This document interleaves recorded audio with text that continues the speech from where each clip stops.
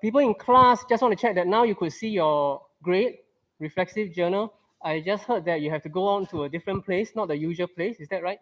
To see this mark of yours? Okay, all right. Okay. I hope you can also read the feedback. Yes? The feedback that I've written on your entry. I hope those feedback help you because there is no sort of right and wrong or wrong you can tell for regarding reflective journal, right? But it is usually people would get better as they go by with reflective journal. So I suppose that is what happened that led to an improvement this round over the last round. I did not reduce my own, you can say, rigor or requirement, or you can say standard, right? So I see that marks have generally gone up. I haven't done a tally yet of the mean or median score yet, but I recall last round journal entry one, it was 7 point something, right? I think I told you that. 7 point something? Did I tell you? Okay, yeah, it was 7 point something. So I believe this round is higher than that. Yeah. Yeah. So the top, there are there are more than one person who got 10 out of 10 in this round, more than one person, right? And nobody got below 5. Nobody got 5 and below actually in this one.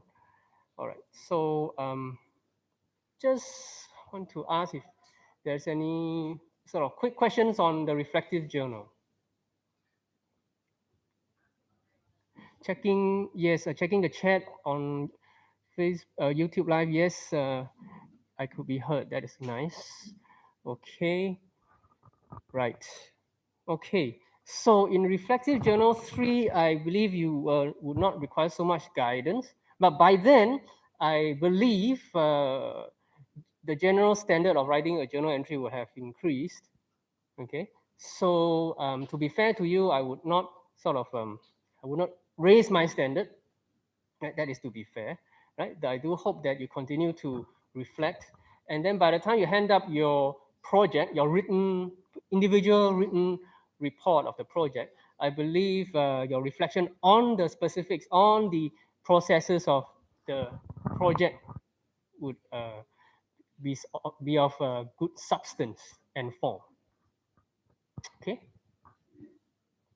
Okay, I know I look a bit weird with one handheld mic and two mics on my body. Um, yeah, this is to facilitate, well, to make sure that people at home could hear me. And then there is this video recording, so I could be I could be caught in another angle. So that's that. Maybe let me put the mic this way. All right, can we begin? Yes? All right. Today's class is, I hope, going to be, the lecture part is going to be shorter. When I say that, I mean I'm going to divide it into two parts, before and after the debate. Because like the last time, I don't want to steal the thunder, I don't want to steal the limelight from people who would bring up the learning points.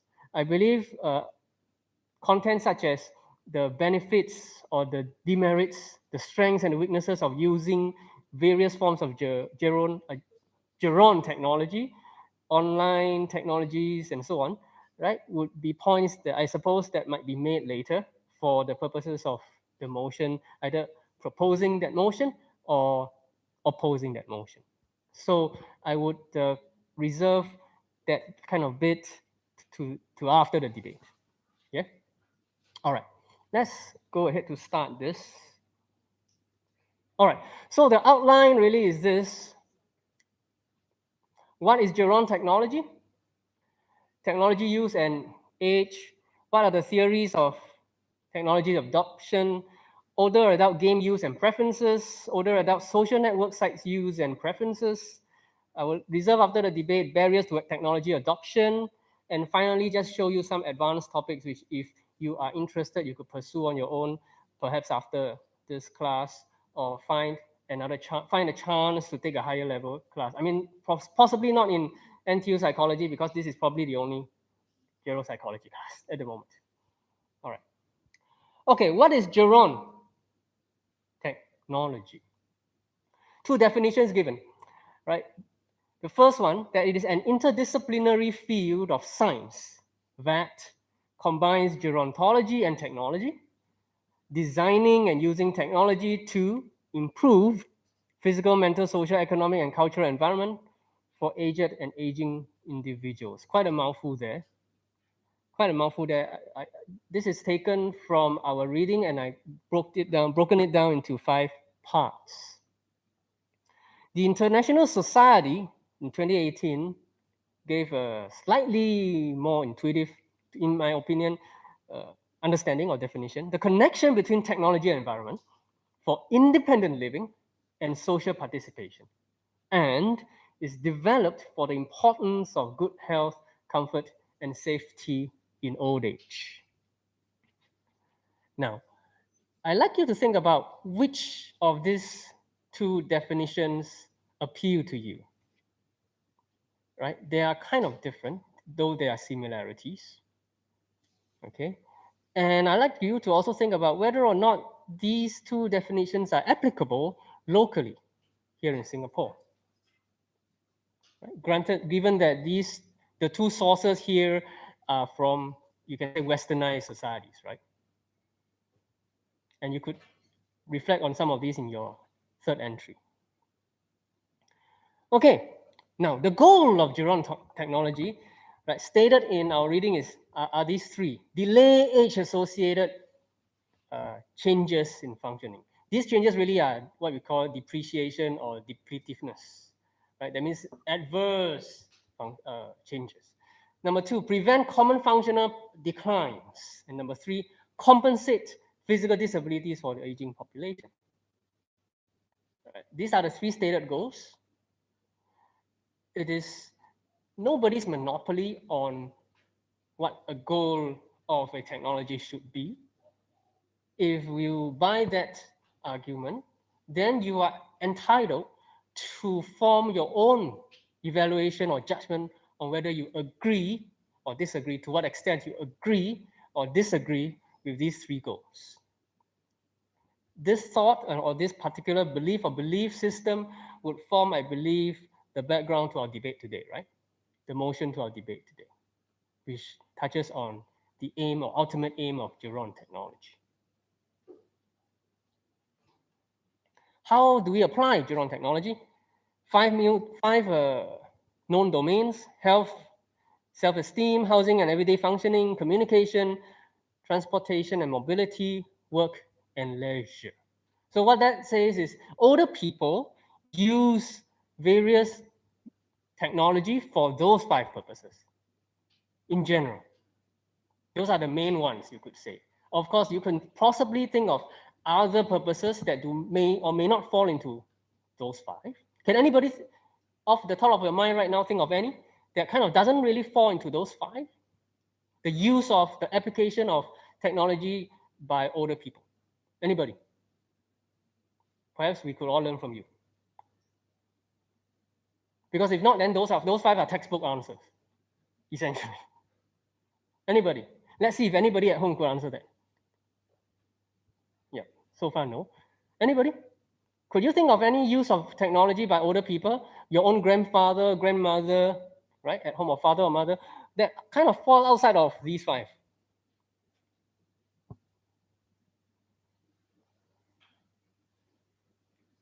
Okay, nobody? Really? It's okay. I won't mark you down. If you're not sure, that's okay. We could discuss that. Anyone? Just some thought, some idea. Anybody here? Or at home? Yeah.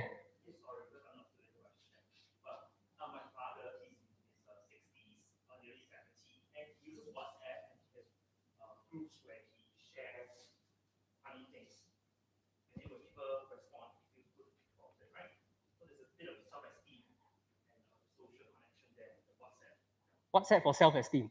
So self-esteem doesn't. It's here. Thank you. Thank you.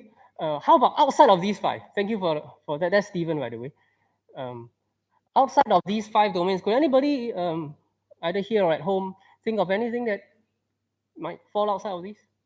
Yes. Rehabilitation. Okay. Could you elaborate a little?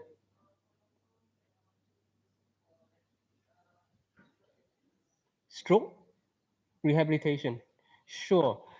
Okay. Let's all look at these 5 domains again. Could we put stroke rehabilitation anywhere here?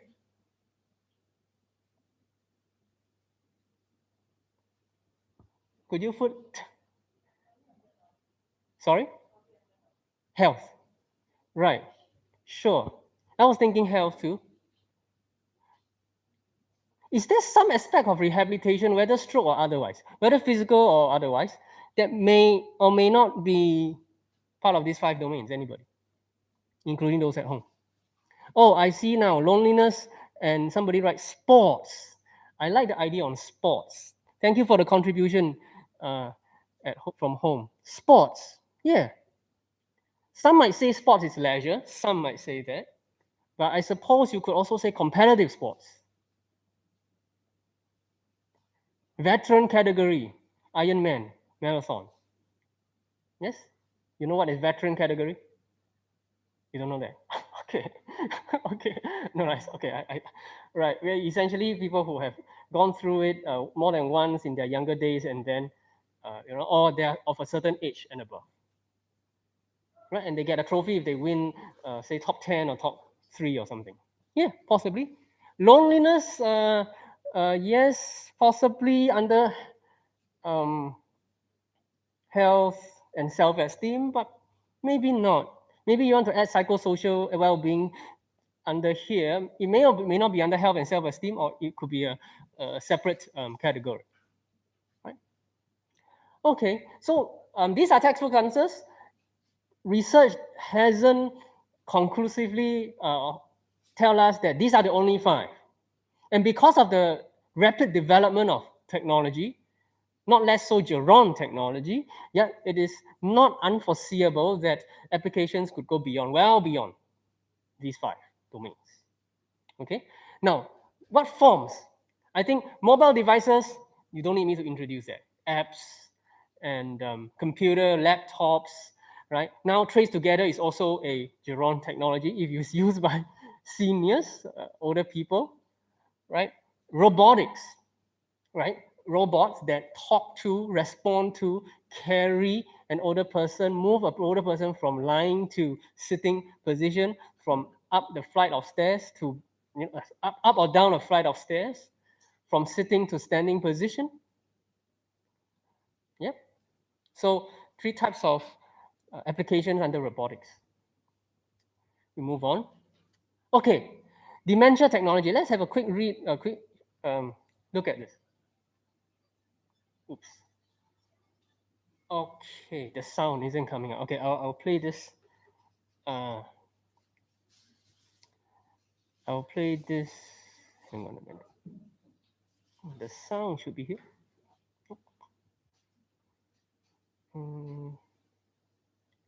3. Okay, I think I will have to play this later, unfortunately, because of the AV issue. Let's see if I can get the sound out.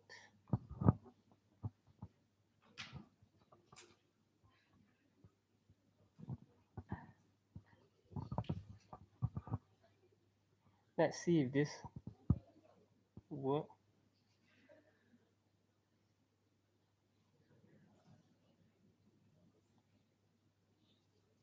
Okay, never mind, it doesn't. We'll come back to this at the end when I will use the other computer. All right, let's move on to technology and age.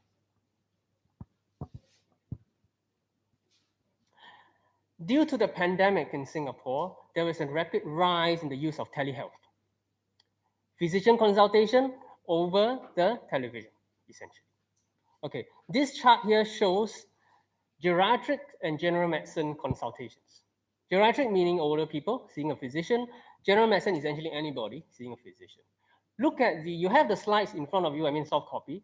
You could essentially look at the increase, right here, the marked increase in the orange bar, and that kind of coincides with what they call the partial lockdown, which really is the circuit breaker lockdown in Singapore.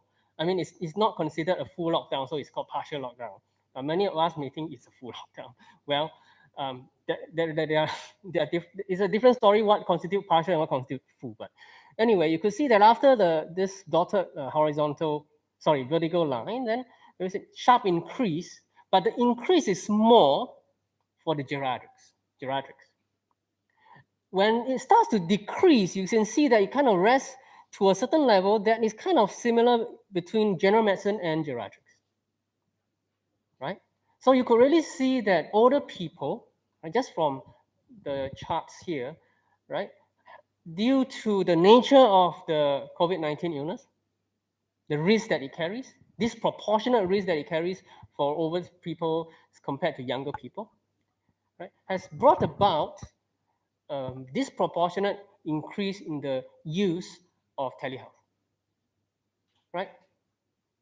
Facilitating telehealth for older adults during COVID-19 pandemic, right? This was published only in October last year.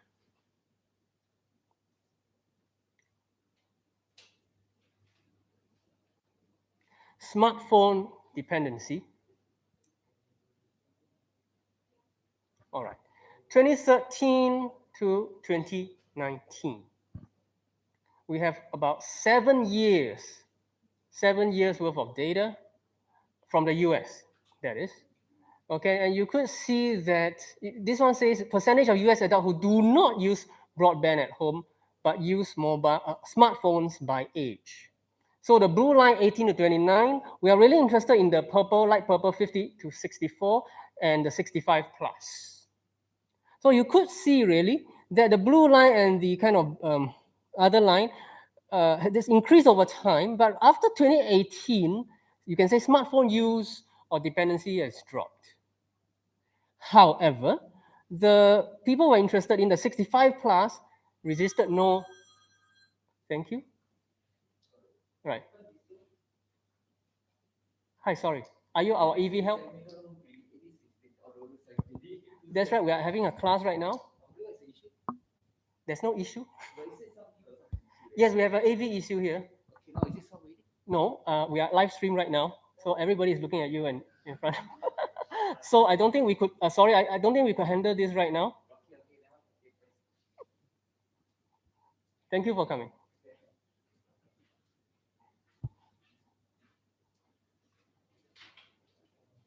All right. All right. So in this 7-year period, the 65 plus are the only ones that did not register a decrease or decline. What does that tell us? At least one thing, really, right? That this age group, the use of smartphone by this age group seems to continue to increase.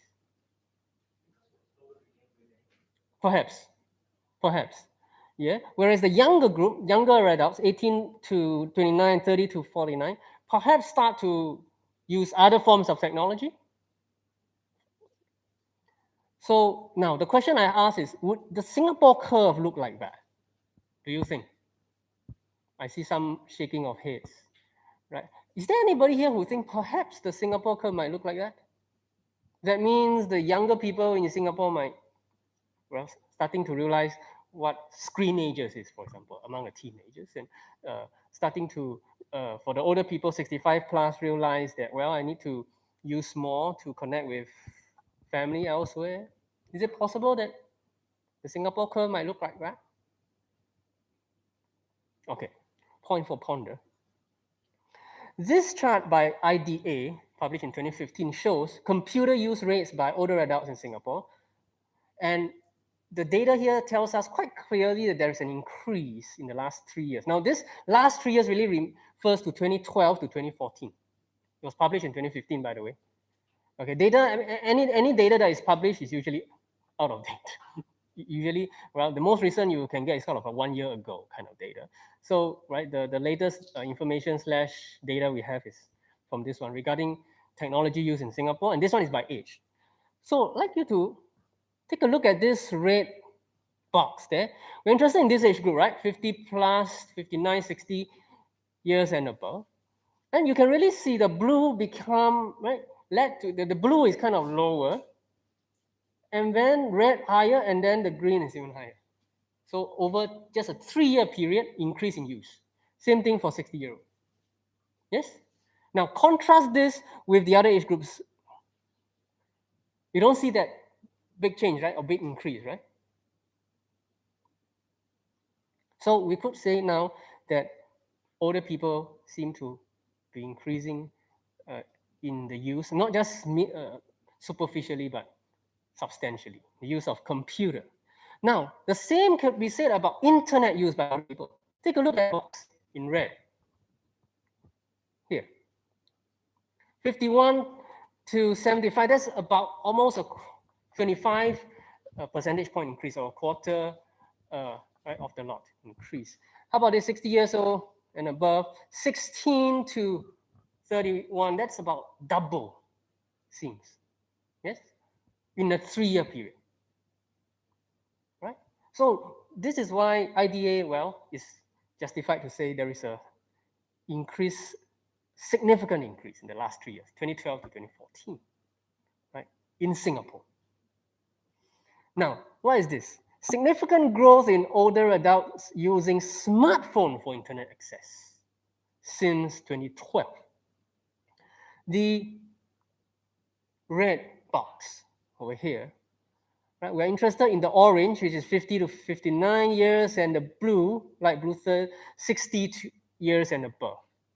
Right, we could see, right, just for smartphone, this is the proportion. All right, but if you compare this with the others, the orange here, the 76 here with, say, notebook, laptops, only 45. Over here for tablets, 27. Over here is less, isn't it? Orange. So we could say, look, for where smartphone use is concerned, seniors or older adults here in Singapore tend to depend on it or use it quite a fair bit as compared to the other devices. Same thing for those on 60 years and above. Now, could you relate to that? Your older folks at home or your relatives, your father, your grandfather, mother, grandmother, right? Could you relate to that? Does it gel with you, or does it contradict with your personal experience? Whether or not it gels or contradicts, think about why that is the case. Okay, but this is an aggregate that is reported by IDA.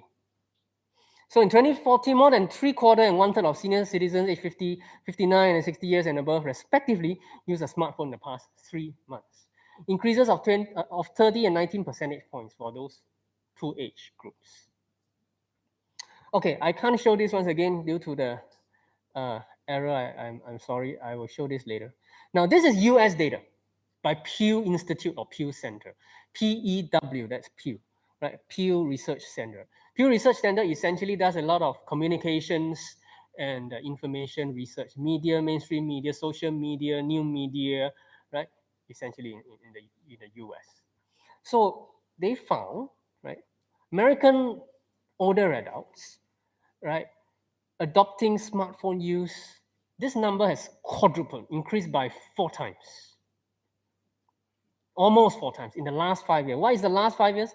It is 5 years before 2016, about 2011, 2010. So you can see this number here.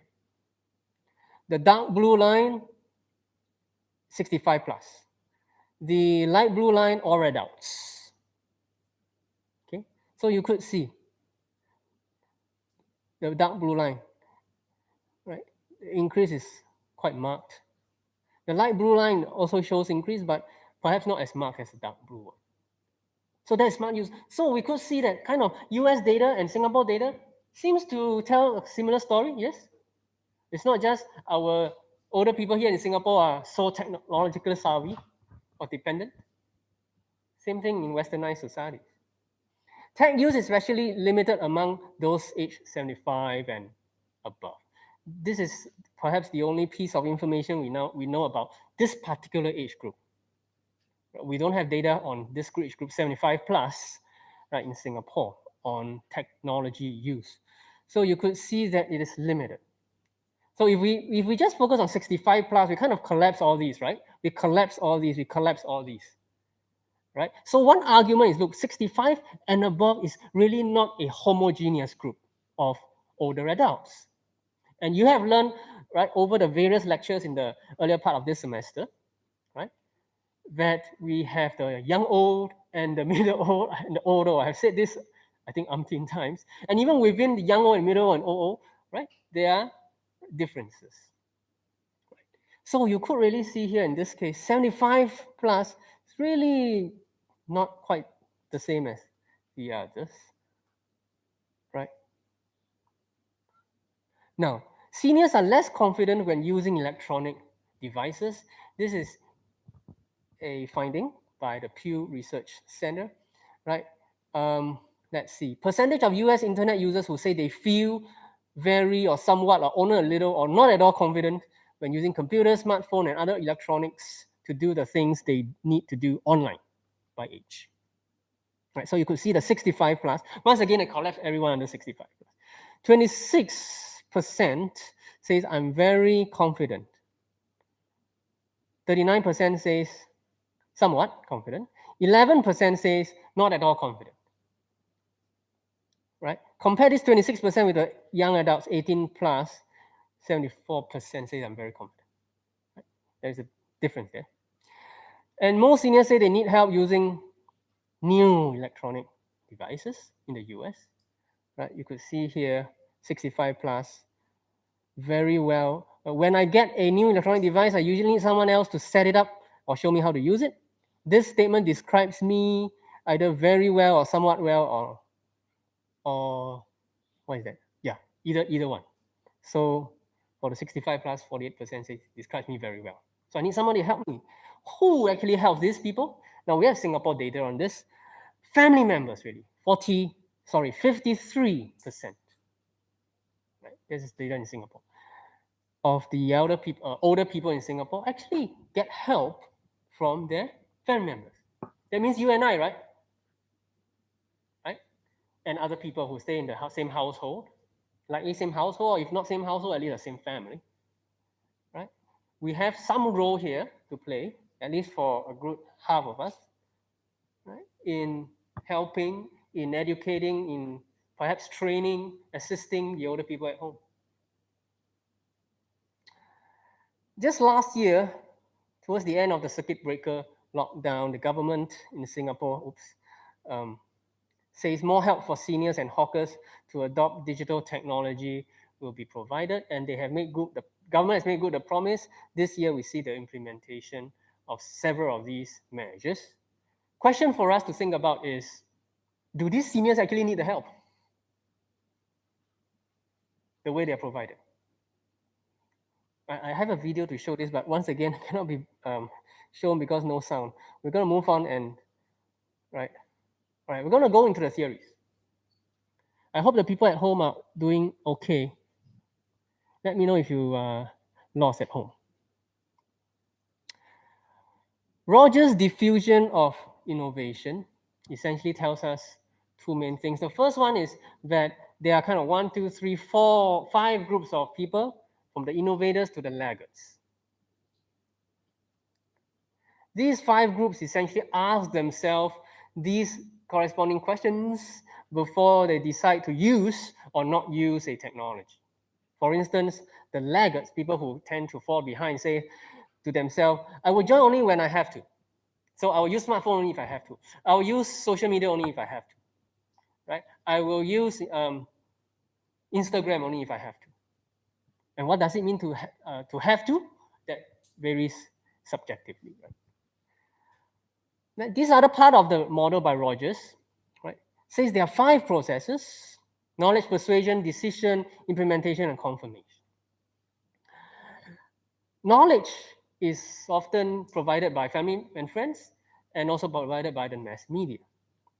Persuasion is where a person who is known or trusted by this older individual, older adult, right, kind of influences him or her. And then he or she comes to a point of decision, essentially whether or not to use or adopt technology. So if use or adopt, then you come to this print box. What happens after that? You could either discontinue or continue using.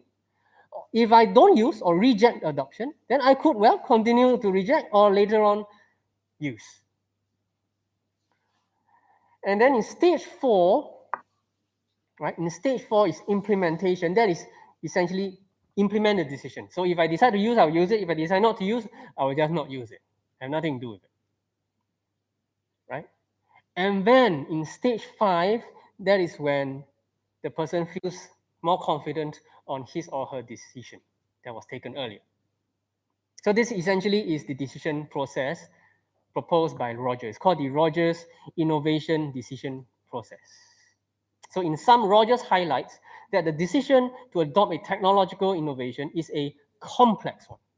It's not simply, do you want to use or don't use? It's not simply, here's the tech part, or Akong, here's the phone, use it. Okay, let me show you how to do it. Okay, now you can do it. It's not simply like that, right? Which is why today we tend to think, look, if we really want to get somebody who is very afraid of technology to use it, whether older person or not so old person, you actually need to be in a position of influence. So you need to be here. You need to be here and maybe a bit here, right? I'm sure later on in the debate, we'll hear more about persuasion because that's what a debate is for, to persuade your point of view. All right. So I'm actually setting up the atmosphere here. All right. Okay. The next model, the TAM, or Technology Acceptance Model, which has, well, 4+1 components there. It has been one of the most influential model.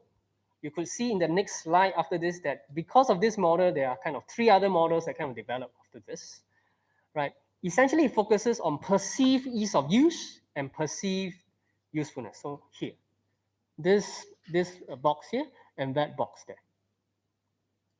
Perceived usefulness of a certain technology, a certain gadget, a certain device leads the person, anyone, older or not so old person, to have an intention to, or not have an intention to use it.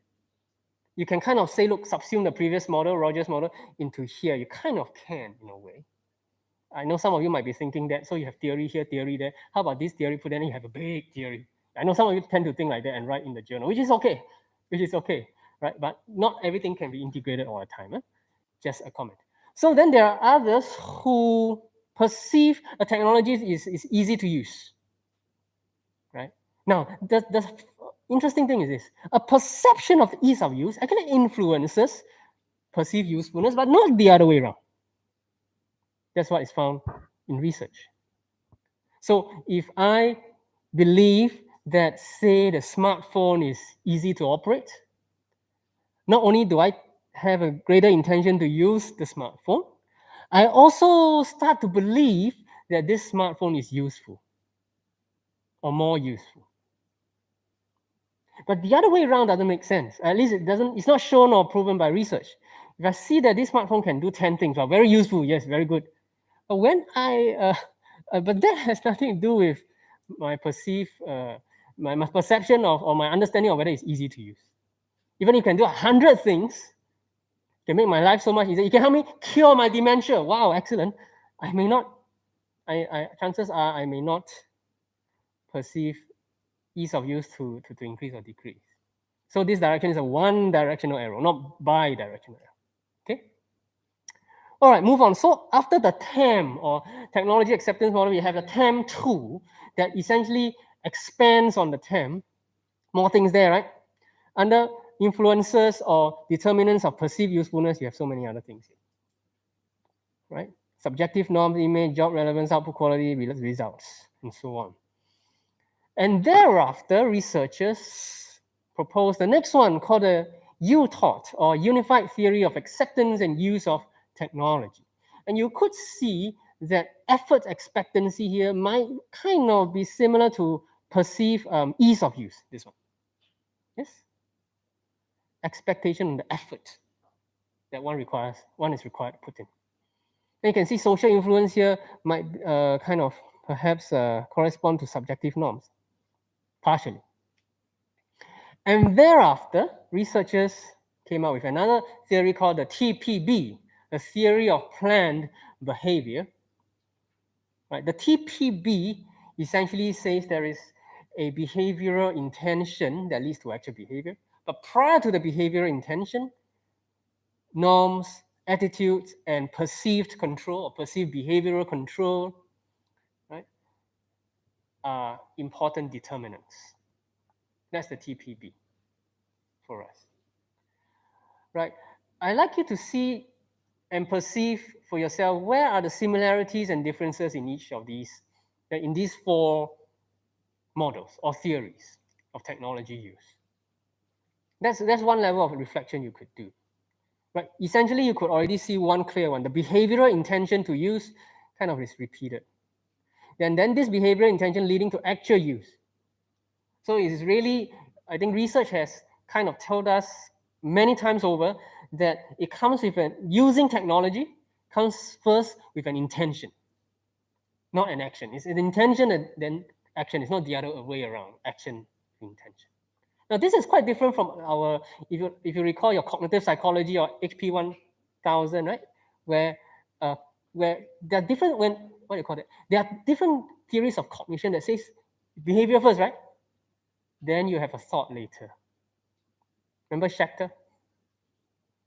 All right, I let you dig your textbooks, right? On that, right? There are various cognitive theories that says, right, this is psychology, not geropsychology or gerontechnology, that says, look, a certain behavior is elicited, immediate response, then you start to think or feel about it. Right? Those theories kind of seem to be shown or supported where gerontechnology adoption is concerned. Okay? Right. Okay, older adult game use and preferences. Once again, I want to show this. I cannot, so I will have to move on. Okay. Email seems to be the most used technology, or you can say gerontechnology, whereas video games seems to be the least used. You probably might not agree where some age groups are concerned, but well, we are talking about over here 1,740, 50 plus people. In Singapore, online gamers belong to this age group, 16 to 24. However, we also have online gamers who are 55 plus in Singapore. Not a small percentage. It's not negligible. Once again, I really hope to show you that video later that talks a bit more about how older people play games and go into online game competition. Game preferences of older adults. This may not be surprising that popular games across age groups are console games, where console games are concerned are action and shooting. And where non-console games are concerned are strategy and RPG or role-playing games. In 2011, the chapter found among 45 to 85-year-old participants that this need for challenge actually is a big motivation factor. And this influences their perception of whether PC-based and casual games are easy to learn. Right? Of course, as we always say, more research is needed on digital gaming. These results may not be surprising given the potential mismatch between the visual, attentional, and processing speed demands of popular action, fast-paced games. Because we know that there are possibly declines, perceptual speed, right, recall ability, and so on, right, from 55 or 50 onwards. Right? We know that in our first 2 or 3 lectures already. Unfortunately, older adult game preferences and habits have been a relatively understudied topic. So additional research is required to understand their preferences and what we call predictors of preferences. Okay. Older adult social networking sites, or SNS use and preferences. Once again, Pew Institute or Pew Center shows us these results. You see that Facebook and YouTube, right, are essentially among the various social media platforms, by and large, the top 2 used by 50 plus. Now, I have a question for all of us here. Most of us are not in this age group. Why is that? No right or wrong, but could you venture, could any one of us right now, including people at home, venture a guess, and then with that hypothesis, possibly other people could do research. Now, what are possible answers to this? Why these two but not others? What is something you are probably very familiar with YouTube and Facebook. In fact, right now I'm doing Facebook live streaming. What is it about Facebook and YouTube that is different and more appealing to older adults? What about it? What about them? I don't know the answer. In fact, I'm hoping to hear possible suggestions, and then these hypotheses that you have could be subject to research. Yes. Yeah, go ahead.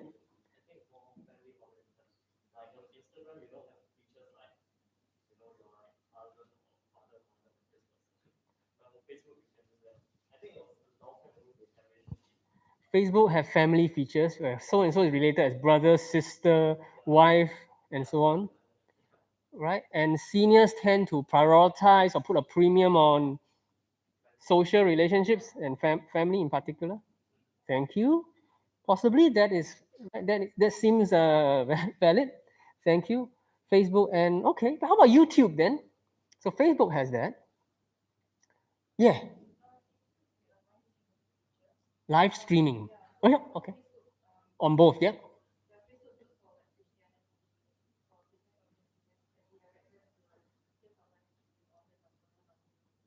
Right. So Facebook streaming, live streaming could direct people to YouTube, and I suppose what vice versa, vice versa. Okay. You mentioned Christian or religious. Do you think it pertains to religious or in fact more specific Christianity, or in fact it is well not religion specific, but essentially just one goes to the other and vice versa.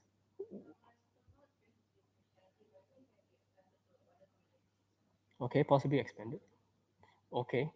All right. So Facebook points people to YouTube. YouTube points people to Facebook. But wouldn't I mean for all of us here, wouldn't Facebook and YouTube also point people to others? No, not so much. Wouldn't all these point people to Facebook and or YouTube? Why not? Or why not so much? Anyone? My question is, okay. My question is, would Facebook and YouTube point people much more to these other forms of social media than the other way around? Because that was the point she rose, right? That Facebook points to YouTube, YouTube points to Facebook. So older people use this more. Yeah? Yes, go ahead.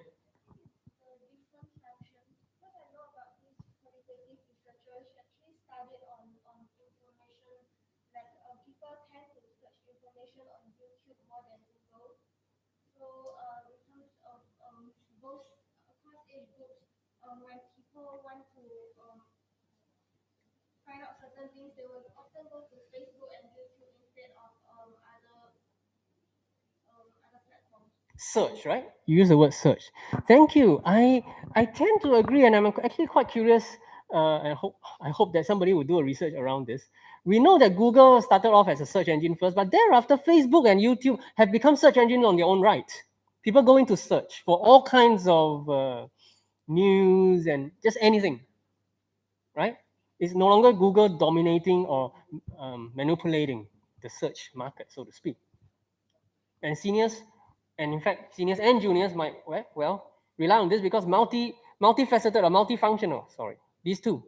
So you can connect with family and friends, like you said. You can have a pointing here and there, and then you can also search. You can use so many. You can use one or both of these for so many other things.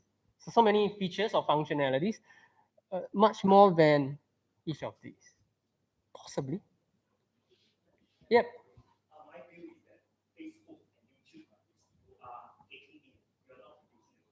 Right.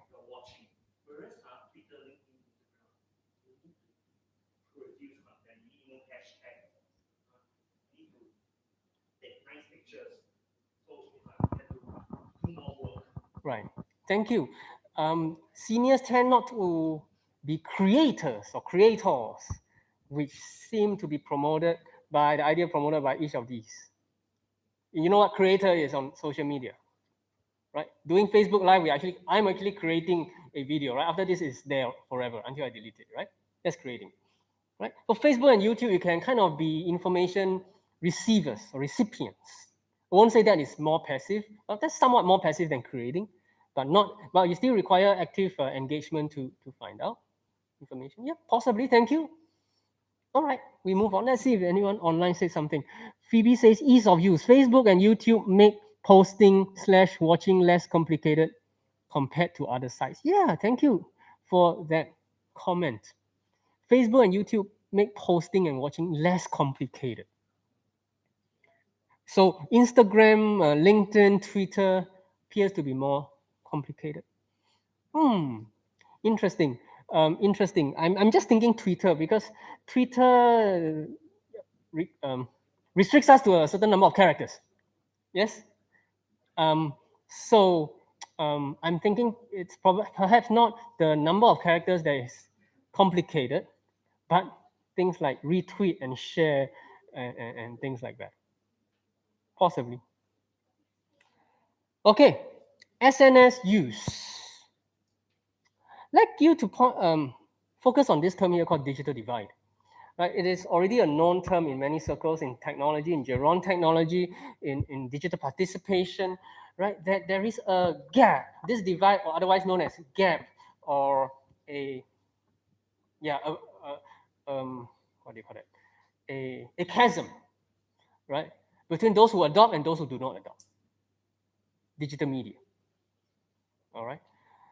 Um, and if digital divide happens by age, then we can really say that ageism happens in digital media use. Fortunately or unfortunately, research has shown us that digital divide doesn't go only by age. Right? There are other factors or determinants of this divide. And I have given you an article to read on that under, I think, digital participation. Right? Income is one. Okay, essentially the various aspects of SES or socioeconomic status are others. There's also health outcomes that contribute to the digital divide. All right, technology adoption seems to, in research, increase in older adults' use of social networking sites. Does that mean, however, that younger cohorts of SNS users are becoming older? So this is something that we may or may not have answers to at the moment.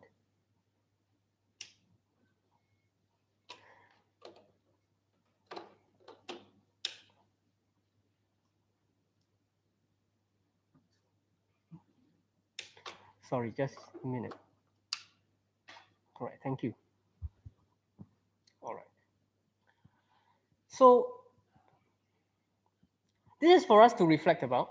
When we say technology adoption increases in older adults' SNS use or social media use, is it really that these older adults, there are more older adults adopting or using?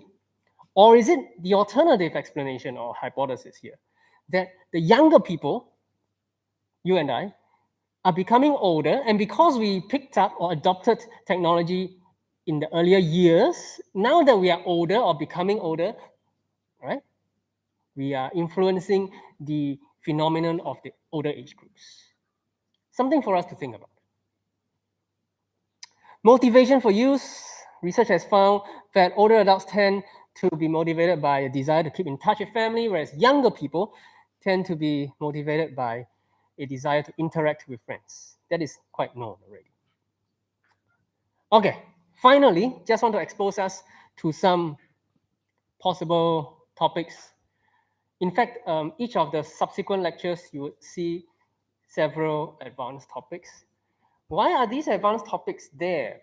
They are there for a natural reason that we have come now, in fact, last week, come to parts of, you can say, the second half of this course, where each of these phenomena that we talk about are necessarily complex.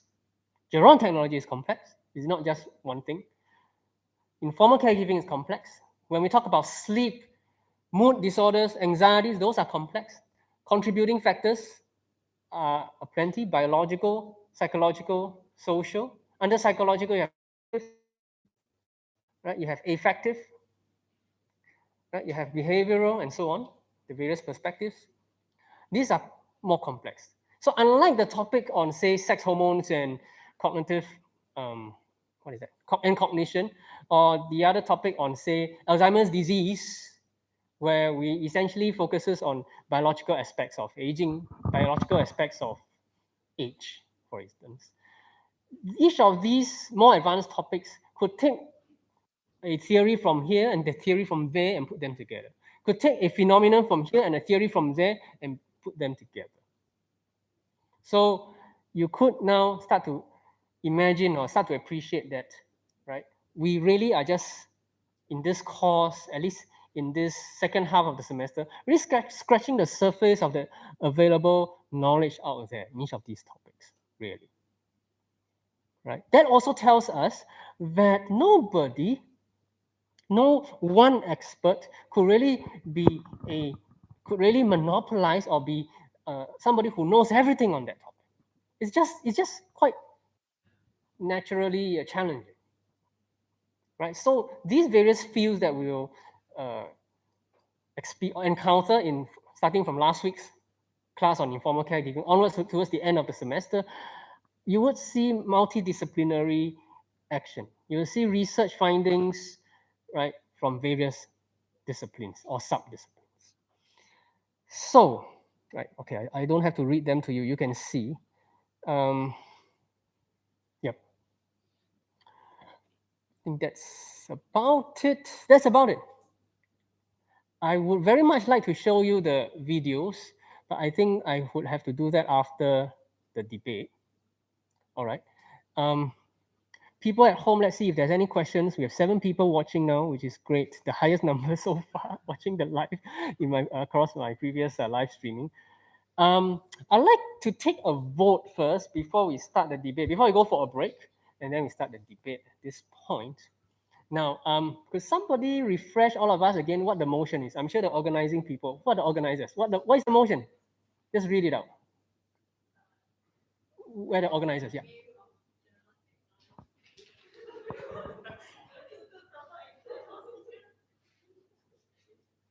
Okay, thank you very much. I'm not sure I appreciate the joke there, but yeah, you got essentially the motion right. The ultimate aim of Gerontechnology is to support and care, or care and support seniors, right? Okay, all right. Now, I just want to take a vote, regardless of which side you're on, debating side, or even whether you are debating, so or your audience. Let's see at this point. Okay, at this point, including organizers, I'd like you to raise your hand just once. Choose either side that you now that we have done the lecture, I'd like to see where we are at. And then after the debate, when the organizers ask you to vote, I'd like us to no longer vote based on who performed better. So which side performed better in the debate? Which side is a stronger debating side? Which side is more persuasive? Let's not vote on that, right? Any longer. Let's vote on which side are you now on after the debate. That means now after I hear the point from proposition or opposition and having the organizers conclude, I now stand here. That means I agree, or I stand there, I disagree. Okay? So right now, I'd like you to raise your hand on this, whether you agree or disagree, on your own conscience. So do not fight, even if within the group or team you see you see people on the other side, because this is for our learning purpose. Right? We are not here to attack other people, and right, the debate is one way, right, for us to bring up controversy, okay, and then right to see other points of view and inform us in a substantive fashion. All right, okay, I'm going to take down the number. I'm not going to name you, so I'm just going to take down the number here. Where should I write? Maybe here.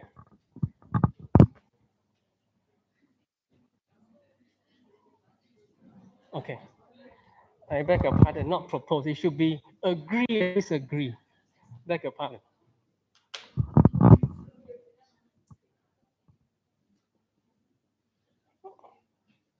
I will just count. So only raise your hand once. We have a total number of 23 students. One, I think, is absent, so we should have 22. So once, Okay, it's fine if you sit on the fence. Okay, okay, I'm gonna let you sit on the fence. Fence. All right. Agree. Hands up and agree. I need to count, so please leave your hand there. One, two, three, four from this table, four from there. Four plus four is eight here. One, so there's nine. How many from here? How many from here? Two. Nine plus two is 11. And how many from here? Five.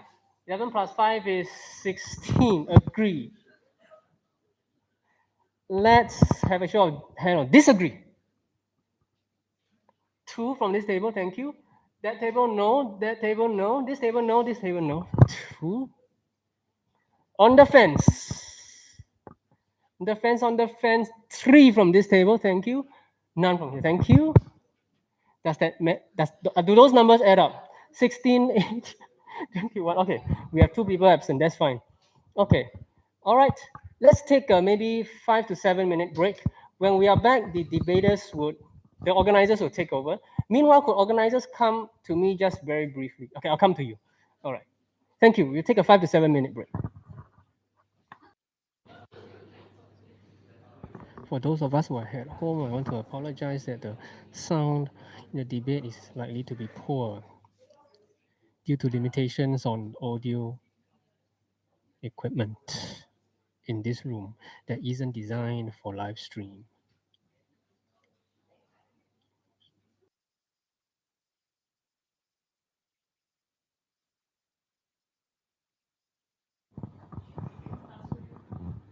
Okay, are we ready? Organizers, are we ready? All right, debating side, are you ready? All right. Okay, I'll let the organizers take over. Yeah, I can only give you one of those two mics. This is for live stream. Yeah. So yeah.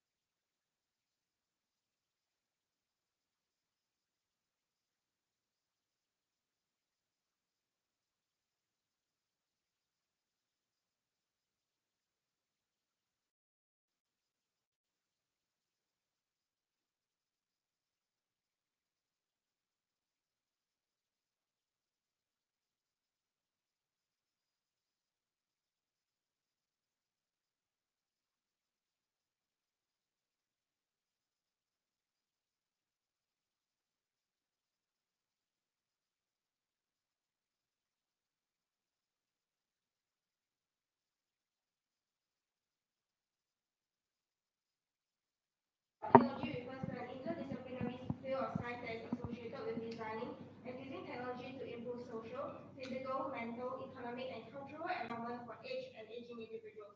So this can be associated more with the term care in the debate motion, caring and enhancing well-being in different domains. Secondly, gerontology shows the connection between technology and the environment for independent living and social participation, developed for the importance of good health, comfort, and safety in old age. So this is associated more with the other term support, supporting for our fruitful and independent living. Therefore, my team will be basing their arguments on these two definitions to leverage the idea that support and care is the ultimate aim of German technology, just like how it is being defined. To start off the debate, let me bring you guys back to the SOC model of successful aging. Keep in mind this framework throughout our whole debate because we can apply this SOC model as a guiding framework to the benefits gerontechnology provides for different selective functional domains in a senior. Either the gerontech optimize current functioning capacities of seniors or they compensate for the senior's inherent decline in psychological and physical capacities, or even both. And interestingly, we can think of optimization as being associated with support and compensation with care. So, what is the ultimate aim of gerontechnology? To boost successful aging with support and care. As you can see from the slide, the picture is an example of the valuable experience for seniors, allowing them to experience enrich adventure and build new social relationships, optimizing their social and emotional well-being while compensating for their inherent physical decline. Thank you.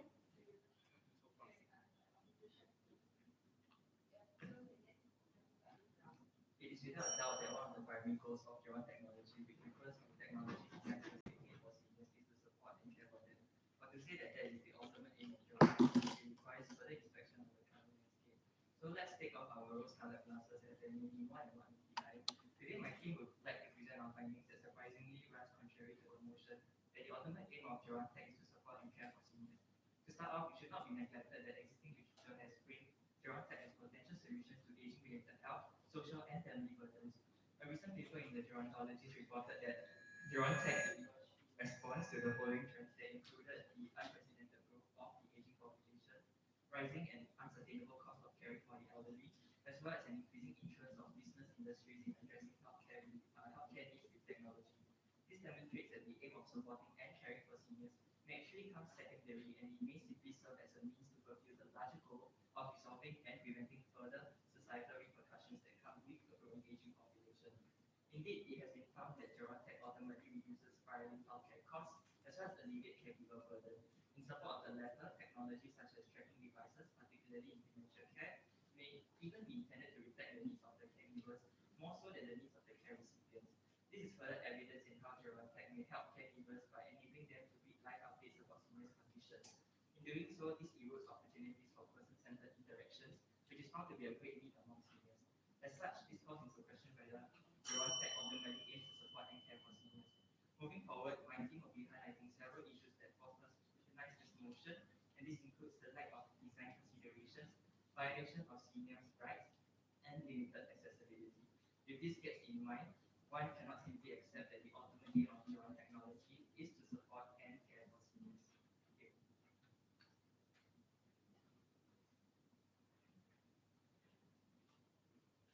Sorry,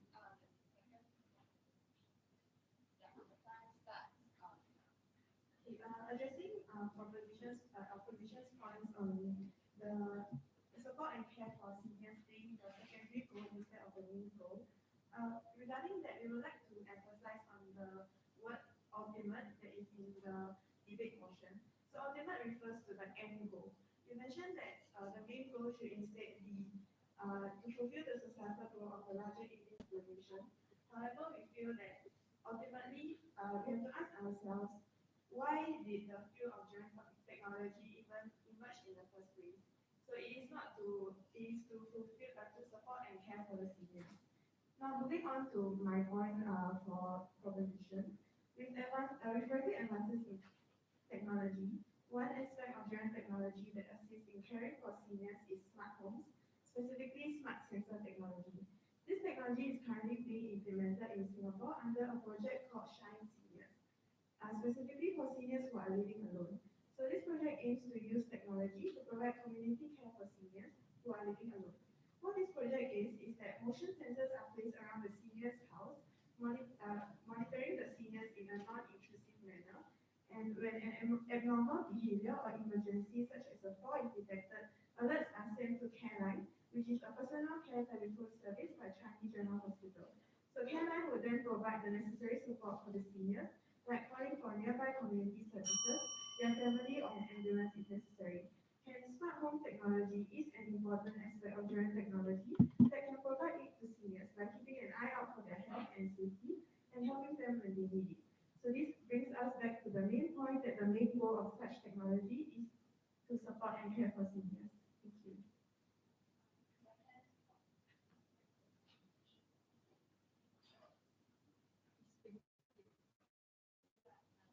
Not say that Gerontechnology truly seeks to care for and support seniors, but there exists a multitude of issues that suggest otherwise.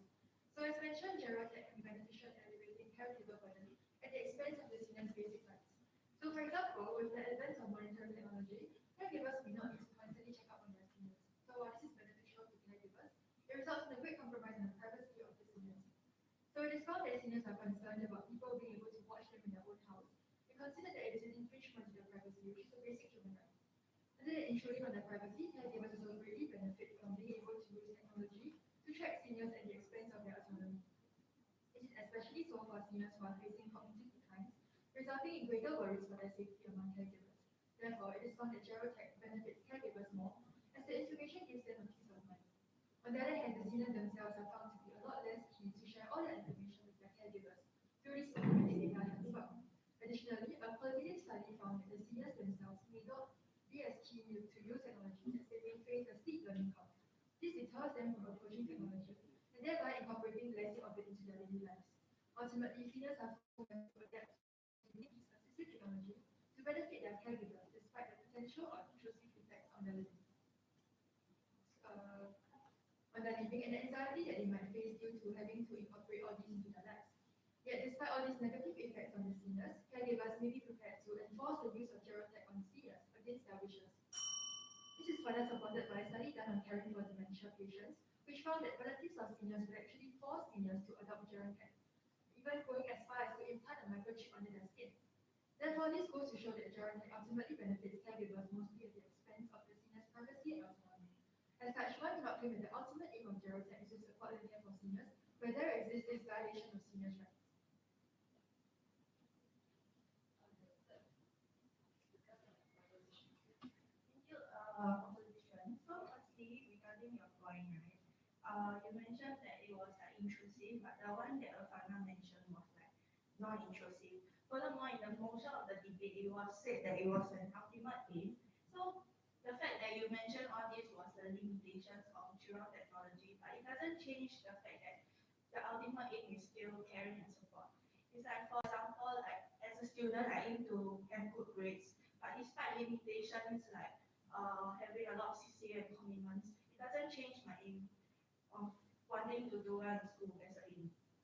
Then another point that my group wanted to point out is that technology such as gaming can help to slow down cognitive decline as these games aim to keep older adults mentally engaged and physically active. A lot of older adults reported playing almost every day or more. The games that are popular among older adults are puzzle games, computerized versions of card or board games, and games with simple dynamics and controls. Also, slow-paced games that emphasize intellectual challenge tend to be popular with older gamers. It was found in many studies that video games help to improve a variety of perceptual and cognitive abilities. For example, researchers found that training on a complex strategy game called Rise of Nations resulted in improved performance on laboratory tasks of memory and reasoning ability in a sample of older adults. Another motivation found in a study done by Ned and colleagues was to stay in touch with society and give meaning to the day. Systematic reviews have also revealed that video games such as D&D gaming systems are effective tools to reduce social isolation and loneliness for adults during COVID-19 pandemic. Therefore, in this case, you can see that technology in the form of gaming can help to improve the physical and psychological well-being of older adults, which leads to the idea of caring for older seniors. Thank you.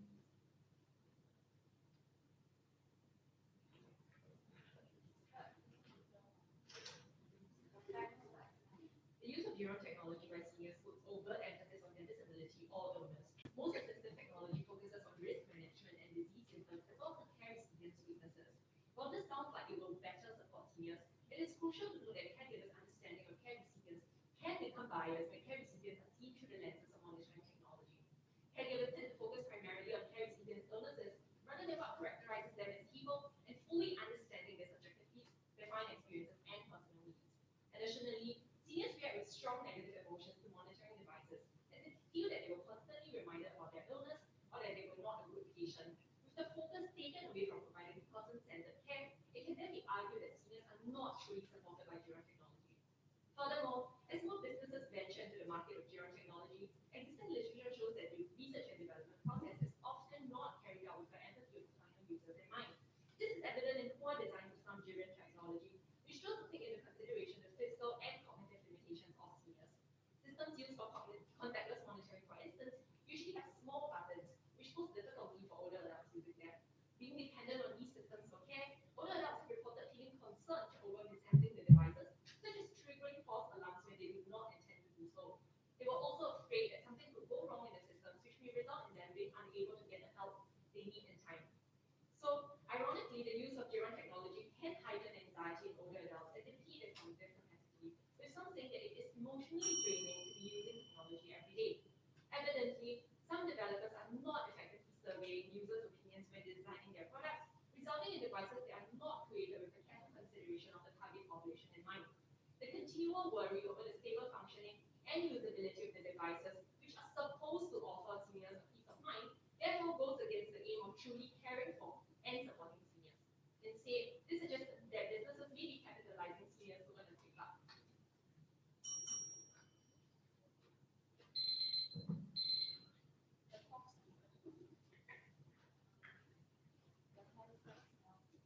Okay, so in response to opposition, older adults of the Chinese ethnicity, Chinese ethnicity are actually open and willing to use general technology for daily care and support. So a study by Coach in 2013 showed that older adults in Hong Kong are aware of and willing to use many types of technology, especially computers and mobile phones for the sake of lifestyle improvement benefits such as communication, social adaptation, home and living, leisure and entertainment, and shopping. So in this study, more positive attitudes were expressed than negative attitudes when older adults talk about technology. And when asked why they would use technology, was found that they perceive benefits of their technology related to utilitarian outcomes, idealistic outcomes, and social outcomes, and felt that it was necessary to use technology in order to cope with daily needs and problems. Therefore, older adults, even those in the English can perceive the benefits of general technology in their daily care and support. They also mentioned for the minority that did not want to use it, they mentioned that adaptive design would help them be more willing to use it. So my point is that you are mentioning a lot of the limitations, but it doesn't change the fact that the drone technology is designed with the care and support in mind. So in the mental context, robotic systems can also be used for stroke and accident rehabilitation. Research has shown that physical therapy significantly improves quality of life and ability to perform activities of daily living, but it's not possible for visual therapists to deliver traditional therapy to patients in hospital or rehabilitation centers more than 1 hour per day. So the use of drone technology comes in the form of robots, which allow clinicians to carry out rehabilitation protocols with several patients at the same time. So these robots can be exoskeleton like machines or operational machines, which can help severely disabled patients restore their motor abilities and improve the symptoms of their movements. So taken together, the drone technology is not only used at home but also in medical contexts to provide more efficient and cost-effective therapy for older patients who need motor rehabilitation after a stroke or an accident. So this shows that drone technology was designed with the care of the older adults in mind.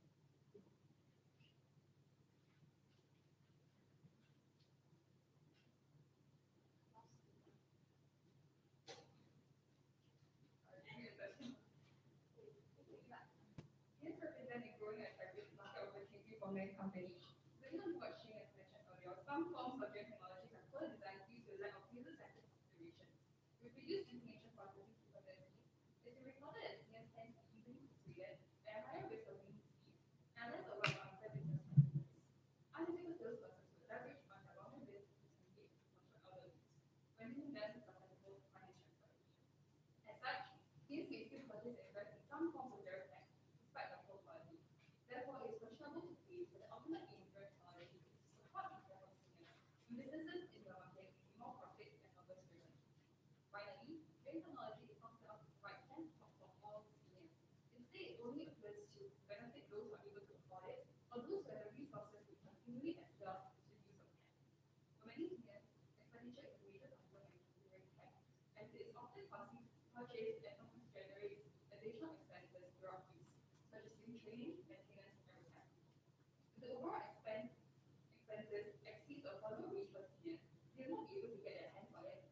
volunteers wait for long. Indeed, data generated by the European Commission found that 80% of differences in tax penetration rate can be attributed to differences in individuals' personal income. For those such individuals, they are unable to even consider the affordability of technological products from a cost-benefit perspective. But the price of assistive devices has come down appreciably during the recent years. System architecture and installation prices are becoming more expensive. Additionally, the functionality of the device improves over time, its cost will rise as well.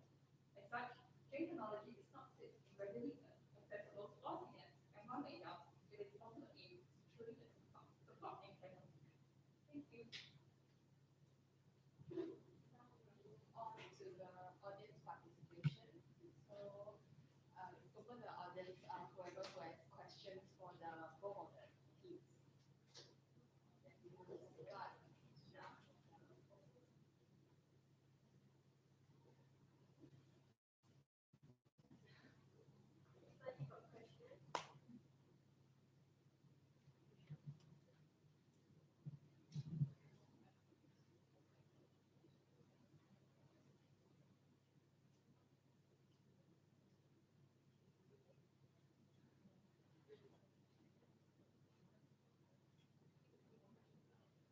So I have a question for opposition. So in your statement, you mentioned that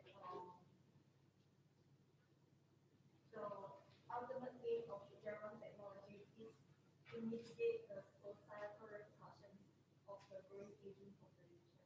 Could you please explain more about what kind of social repercussions are you referring to? Oh, I think as mentioned, like these societal repercussions include like eliminating care to the burden. So additionally, it's also been reported that it reduces like healthcare expenses. Yeah, so these are mainly the societal repercussions that we are trying to address. Yeah.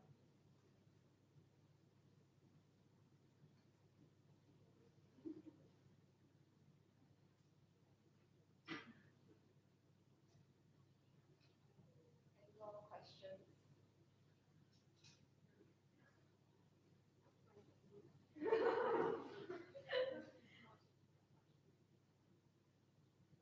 If, okay. Maybe just about the proposition. So do you guys really think that the ultimate aim, and because like from hearing from the opposition, it sounds quite like possible that I mean nowadays people are like just a lot of big businesses are like banking on it for like the money and the profit. And maybe although like you guys said there's a limitation, maybe that limitation may change the ultimate aim of gerontology like a lot of businesses are like maybe like monopolizing the market in a sense. Not too sure like what you guys think about it. Okay,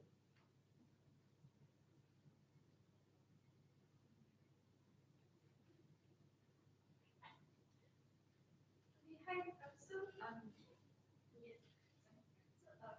So that's a very good question. If we look at the purpose of Gerontechnology defined by many organizations, so the aim of facilitating this industry is to improve care so that seniors may age well, to provide partners in areas that might need help. So what may be adopted for use by governmental bodies or other organizations and may be expected in some way. The development of technology ultimately serves to provide support for the individual in terms of social, physical, as well as psychological needs. So add on to the proposition's answer on how the opposition on how that ultimate aim of gerontology is to alleviate the societal repercussions. Societal repercussion can just be a moderating factor that ultimately leads to support and care for seniors.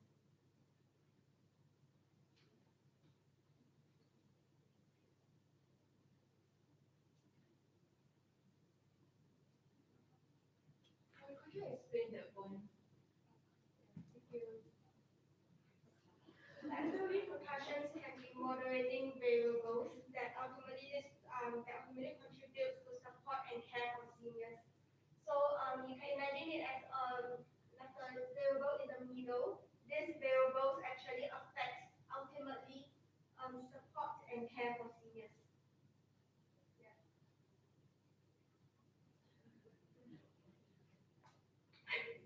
If nobody has a question, I can add on to the part on so for your question. So we don't disagree that technology has its limitations, but having limitations does not change the ultimate goal. Technology started out to provide support and care for seniors, and others may benefit, but it's not their goal for others to benefit from. And their main goal is to support and care for seniors. And right now, like it's still a growing industry, it's still quite decent and new. So once we look out the limitations, it's mostly just an obstacle for the ultimate goal, which is supporting and caring. Another question for proposition. So how do you think that the aim of Gerontechnology has like it might have changed over time. So how can you justify why you think that it's the ultimate aim that Gerontechnology is to support and care for seniors?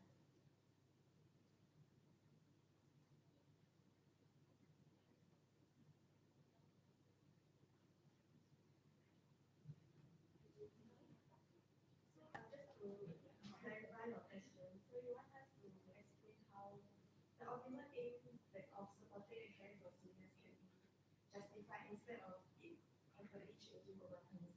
And I mean, like in the context of today, whereby like things are changing and interests of different stakeholders are also changing. So how can you like I just I'm very curious about how you think it's ultimate. Like how do you define this ultimate? How do you define this aim to be ultimate? Okay, so firstly, we'll start with what we mean by ultimate aim. So ultimate, it means that it's the end goal. So it's the final goal that people are working towards to general technology. So for your point about times are changing, so the aims of stakeholders might be changing as well. Yes, it might change now, it might change in the future. However, ultimately, they are still working towards the same goal, the end goal of supporting and caring for seniors. So we are not denying that, yes, maybe now one of the aims may be to increase adoption of technology for seniors. However, this small goal is just a stepping stone to work towards the bigger goal of supporting and caring for seniors. Thank you.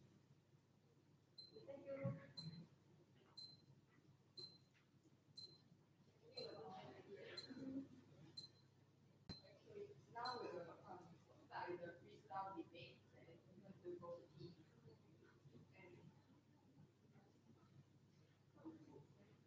And we can start now.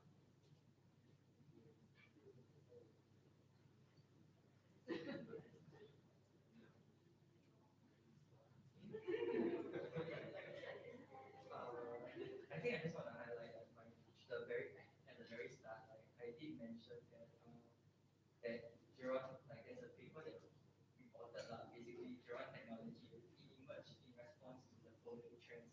So these trends include an unprecedented growth of the aging population, rising and unsustainable costs of caring for the elderly, as well as an increasing interest of business industry in addressing healthcare needs with technology.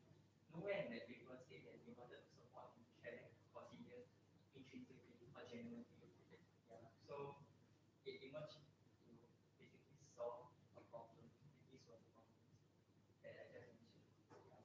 Thank you. So you're basing your argument just on one single study. Out of the many studies that have been done on gerontechnology due to the increasing momentum in this field. Yes, it's a relatively young field, but definitely is from different aspects. People from different industry, different fields are looking at gerontechnology at different points of views. But ultimately, the person who coined the term gerontechnology, he may also have different aims, initial aims for gerontechnology. But in this debate, my team is arguing that gerontechnology, the ultimate aim is to support and care for seniors. And I also like to re-emphasize that you cannot base your argument only just on one single study.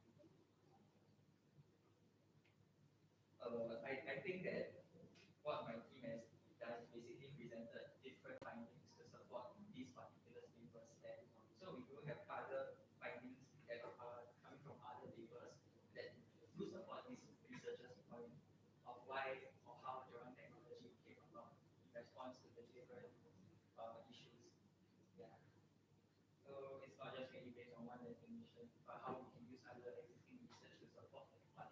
I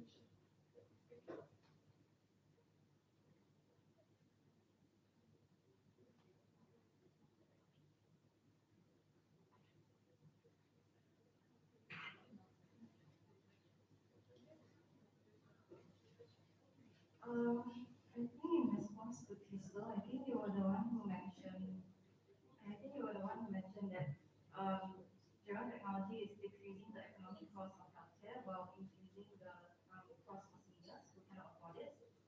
But actually, in the medical context, operational machines can be categorized into two classes, and custom systems are more complex and costly.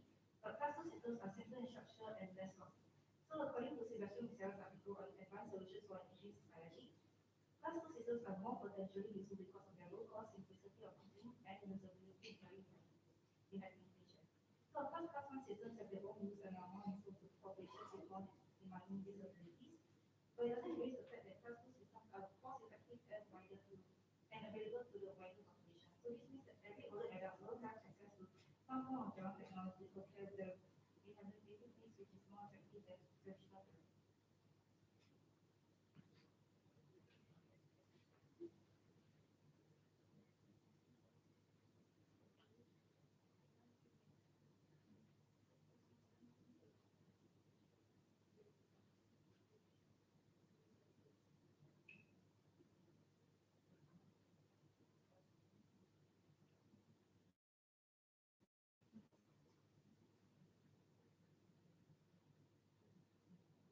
So we can ask what examples of these class two products are. And so as I mentioned in my point about stroke rehabilitation, so there are the more demanding disabilities will actually be using exo sorry, so more demanding disabilities will be using exoskeleton machines, which are mostly wearable, and for severely disabled patients can restore their motor abilities. But there are also operational machines that can help to improve the smoothness of their movements if they still retain some of their motor abilities. And so the exoskeleton machines will be used for more severe and demanding disabilities. But it still doesn't erase the fact that other class two operational machines are available to the wider population. I think this is very subjective because what is accessible and what affordable to one individual is not. You can't compare that to another individual. So, for example, let's say we talk about low sense individuals. A wheelchair may be very affordable to all of us, but someone in the low sense community may not see it that way. Like investing in a wheelchair, especially an electronic one, let's say, it incurs a lot of costs, both from purchasing the wheelchair to maintaining the wheelchair to repairing the wheelchair. So yeah, that's what I'm trying to drive across.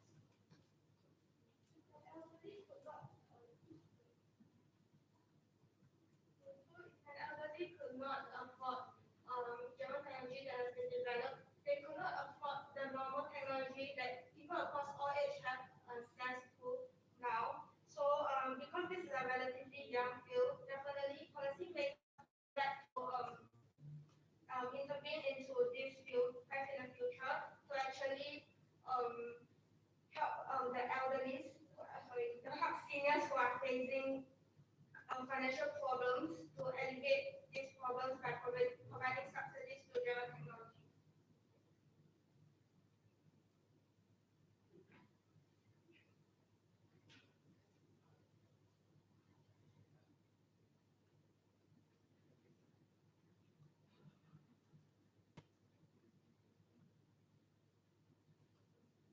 Before you add the point, I just wanted to add on to this point that I don't disagree that there are some people who cannot afford certain medical expenses, but this isn't really a senior specific issue. And when we are talking about gerontechnology, we are catering to the general like senior population. So if you say like this, like thing that differentiates from individual to individual, then it wouldn't really be a senior specific, like an issue that is specific to senior that is actually exacerbated by gerontechnology itself.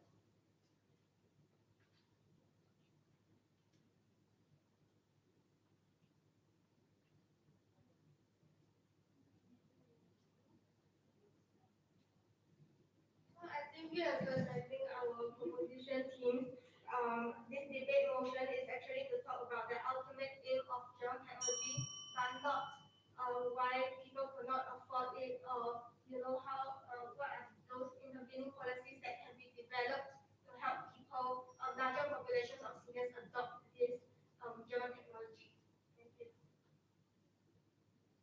I'd like to reiterate the point that it is to elevate caregiver burden because caregivers are currently supporting and caring for seniors very well, but what the technology does is that it helps them to be able to go out and live their life instead of having to stay by their side all the time. So that's what I think for caregivers. Thank you, both teams. And now we move on to the last team from each team. We'll start with the opposition team.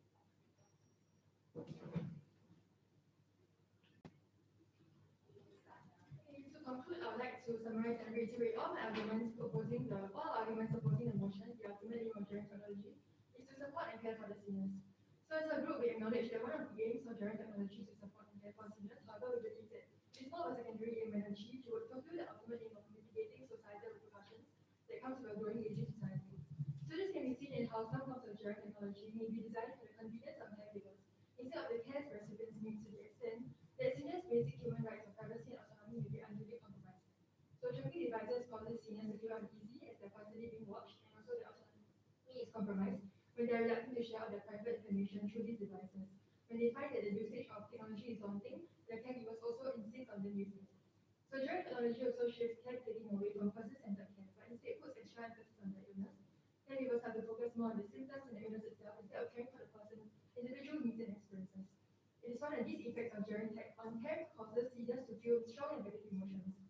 Additionally, growing business ventures into gerontech can be profit-driven.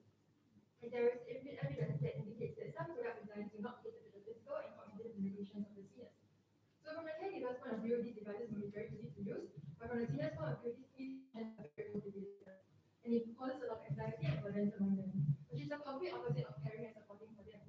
Similarly, these profit-driven businesses may leverage the vulnerabilities of these seniors, causing them to be more easily deceived into purchasing this gerontech. It might not be entirely beneficial to them, however, they will still purchase it. As gerontech is more profit-driven rather than purpose-driven, as businesses focus more on increasing their profit margins rather than genuinely creating quality products to support their users. Lastly, my group also, in reality, there's really no best practice because guidelines or clear consensus on how to use tech can be implemented across different client populations and practice settings. So in the end, the lack of a standardized service model leads to ineffective communication among beneficiaries and results in overall inefficient resource allocation and suboptimal outcomes for senior users. Lastly, my group also pointed out that gerontech may only benefit seniors who have the financial capability to afford it. Lower status seniors are thus unable to truly benefit from gerontech and be supported and cared for, as they have this limited access. Such access barriers results in these seniors becoming even more disadvantaged, thereby running contrary to the aim of providing support and care to seniors in our society. In conclusion, it may not be as simple or straightforward to say that the ultimate aim of gerontech is to care and support seniors, when the current gerontech landscape may not entirely reflect that upon evaluation. Undoubtedly, it is hoped that supporting and caring seniors will be the ultimate aim of gerontech, but at present, it may seem that the ultimate goal for gerontech is to be an effective solution in alleviating the social burden of an aging society. Thank you.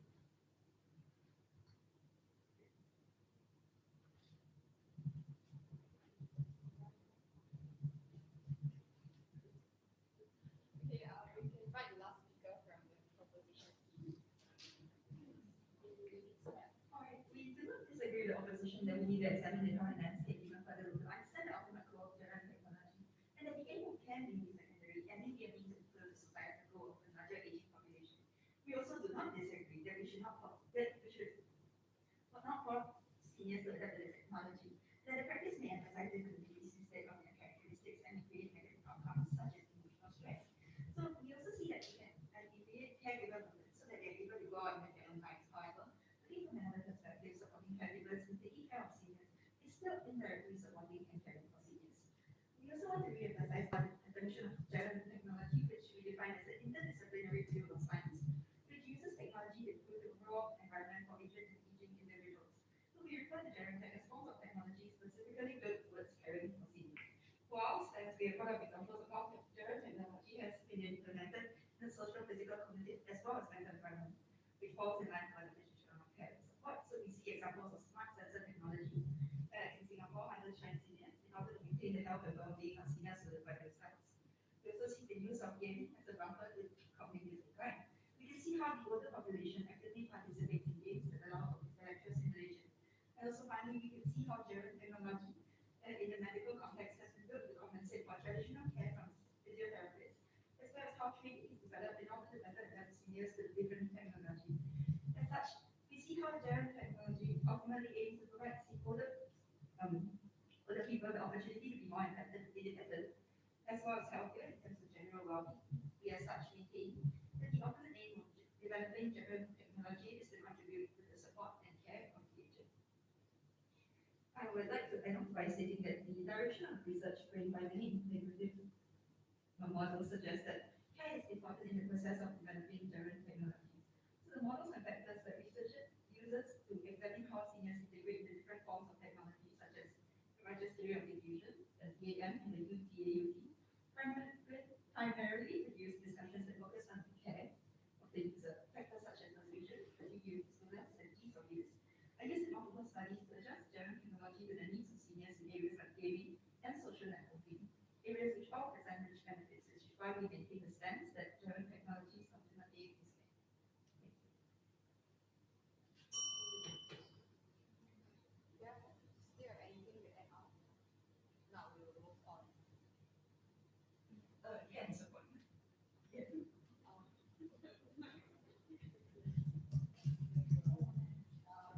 And now we move on to the interval. We'll have a break for 10 minutes.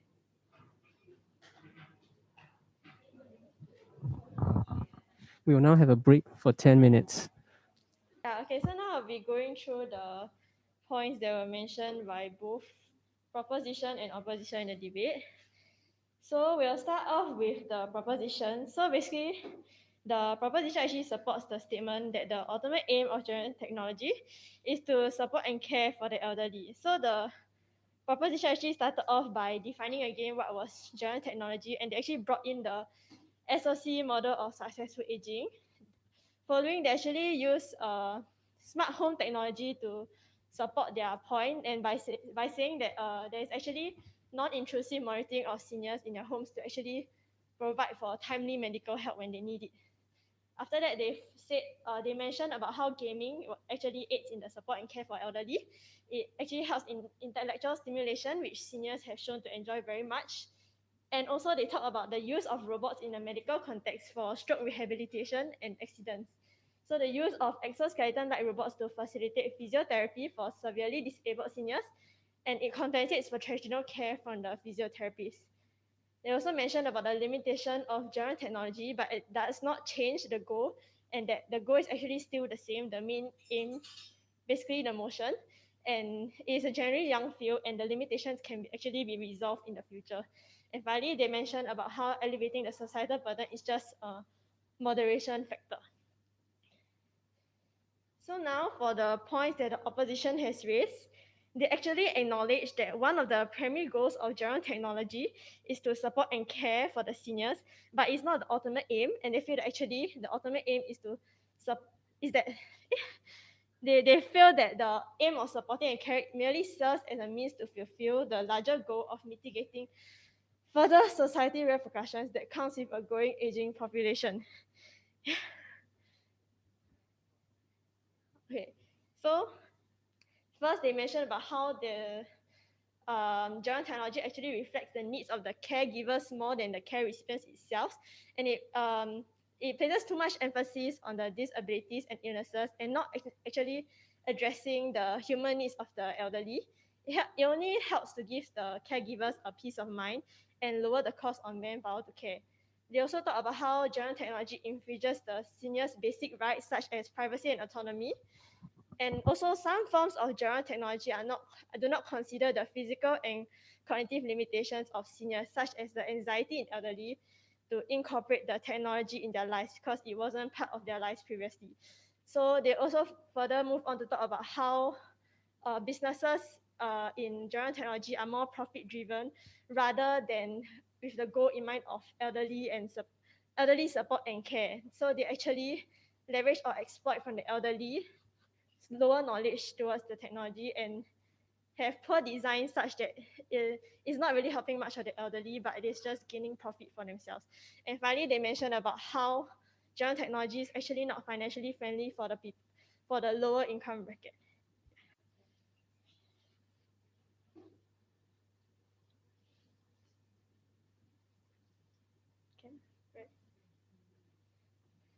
Okay, so now we're going to have some suggestions about how the debate could have been better. Okay, so for proposition, we felt that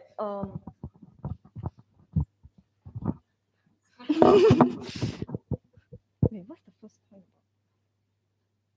about? Okay. What's the first point about? What was it about?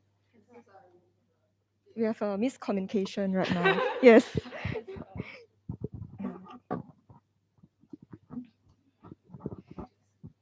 Okay, yeah. So we felt that more care could have been placed in addressing the viewpoints from different stakeholders involved in technology for rebuttal. Like, for example, how is supporting and caring for seniors superior towards elevating caregiver burden?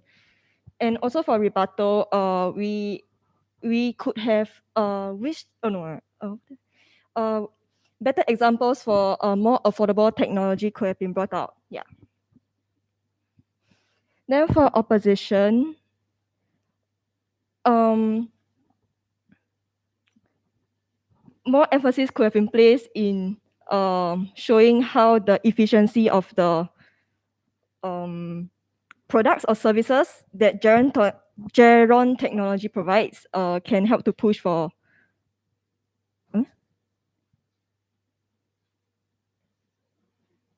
To push.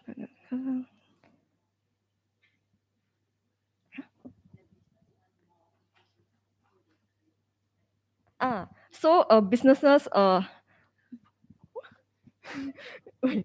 okay, moving on to the second point. The definitions for social repercussions could have been better explored beyond elevating caregiver burden and reducing healthcare costs. Yeah.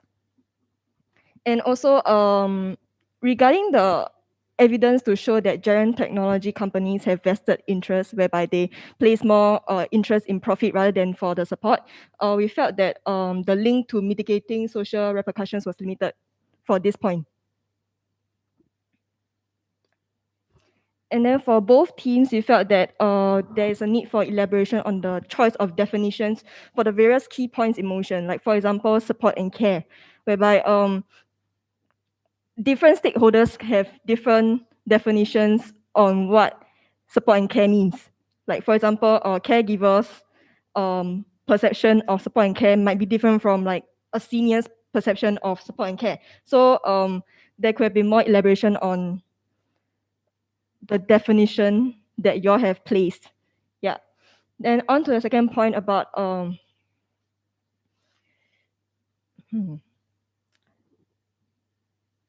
how Gerontechnology is also a form of technology. Maybe you could have like brought up about how it's different from the usual aims of technology in general.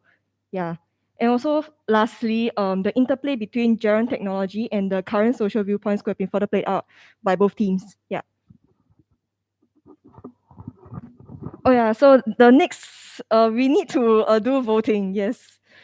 Can you please take out your mobile phones and then scan the QR code or type in the link? Yes. And do take note that voting is about which side you support at the end of the debate. Yeah.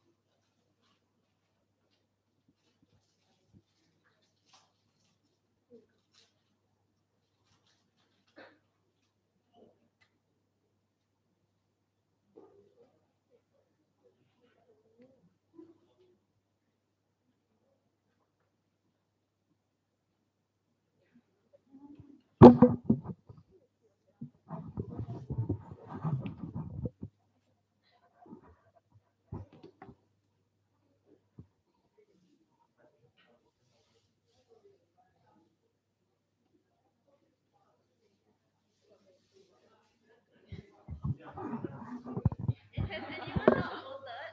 No? Okay.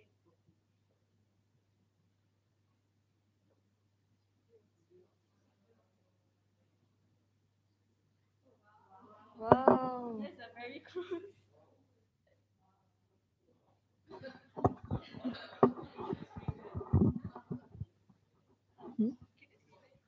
Okay, you want to say? Thank you.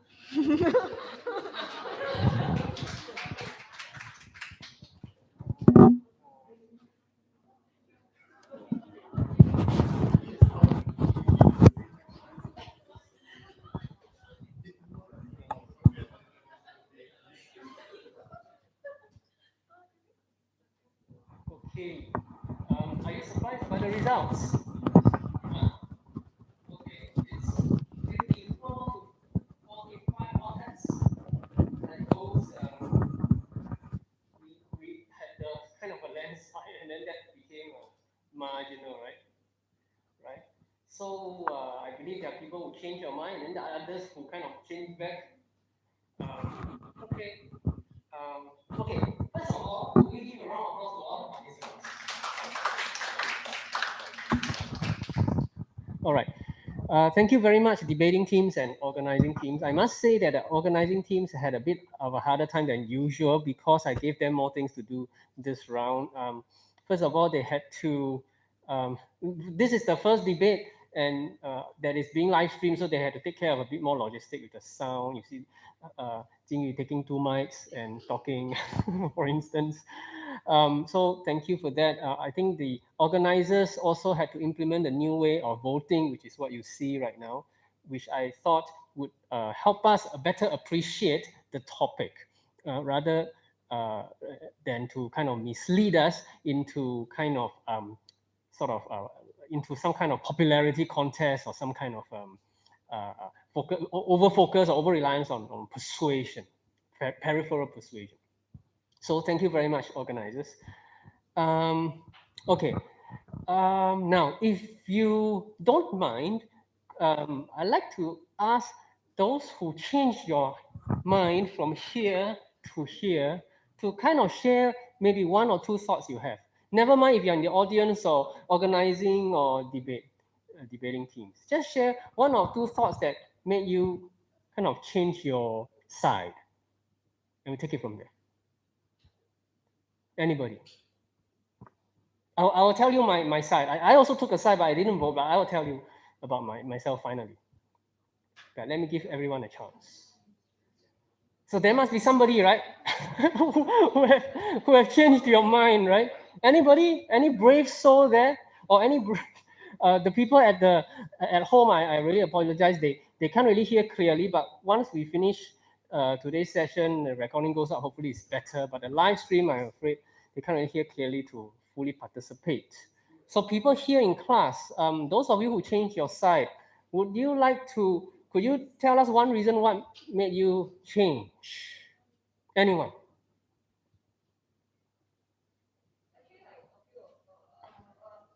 Okay.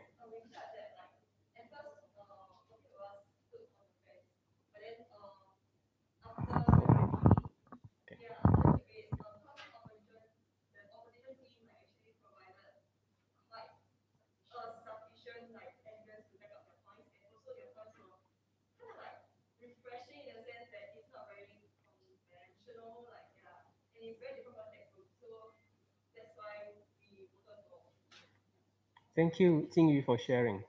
Right, non-conventional points not found in the textbook, and you were now enlightened on the other regarding other side. Thank you for sharing that. Any other people would like to share something? How about people who are in the audience? You were quite quiet just now during the audience participation.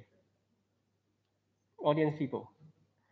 You mean none of you change your stance? Okay. Really? Okay. Anybody's changed? No. Okay. Debating side. You stuck to your guns. You wanted to show that you were committed and dedicated to the side and the position you took. Okay. Then let me ask other people, right? So now, just now, thank you for sharing why you changed. How about people who stuck to your guns? That means you stood, right? What made you stick to? I believe most kind of stick to agree or the proposition side. What made you stick to that? Even after hearing the opposition side. Okay, maybe start with the audience people. Anyone, the audience. You probably stuck to, right? Whichever it is, or maybe you stuck to disagree. I don't know. Audience. No. I say I stick with disagree. Okay. Because I feel like fundamentally technology, even if it's general technology, is meant to serve everyone. So even if let's say you're trying to serve the need of the older population, you're trying to serve the need that dies with something also. That which is one of my points. So I stick to it. Right. So you had something to begin with, and then you were supported by the opposition side, and the proposition didn't buy you over with their eloquence and Okay, they convince me that it's to serve the need of older population, but I feel that when you are using technology, you're also trying to serve the need of everyone. right. Because of the caregiver point, yeah. So it has to be. It's more than one purpose, if anything. Yeah. Sure. Thank you. And Lynn talked about the caregiver point, and I really like the caregiver point where it really does seem, at least to some quarters, and it is fair thing to say that Gerontechnology or digital technology for older adults actually may be focusing on the family members more than the old or older people. It makes the job of caring at home easier, more convenient, less burdensome, less heavy, give knowledge and information, right? And I really appreciate the opposition for thinking hard on this point and finding information to support this point.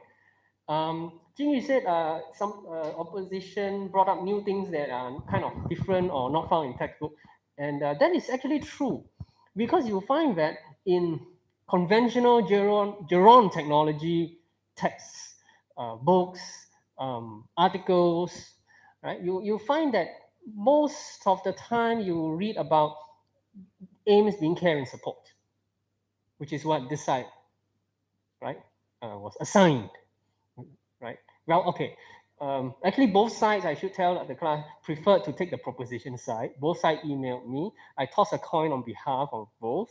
I didn't, right? I didn't play favoritism to this 5 of you or the 4 of you, and that was the outcome. So trust me to be fair, right? And so this side was assigned what they preferred. That side wasn't assigned what they preferred, but nevertheless tried their best. Let's give them a round of applause. Yeah. Okay. You would find that in conventional text, yeah, that care and support seems to be the main thrust of, right, what Gerontechnology is about. For kind of, to me, two reasons. One, proposition rightly brought out that initially it was started that way. The so-called the inventor of the term and the initial research findings, right, were focused on those care and support related reasons. You read 3 in that article, right? I asked you to read, but probably there are others which kind of you can substitute on the care and support, right?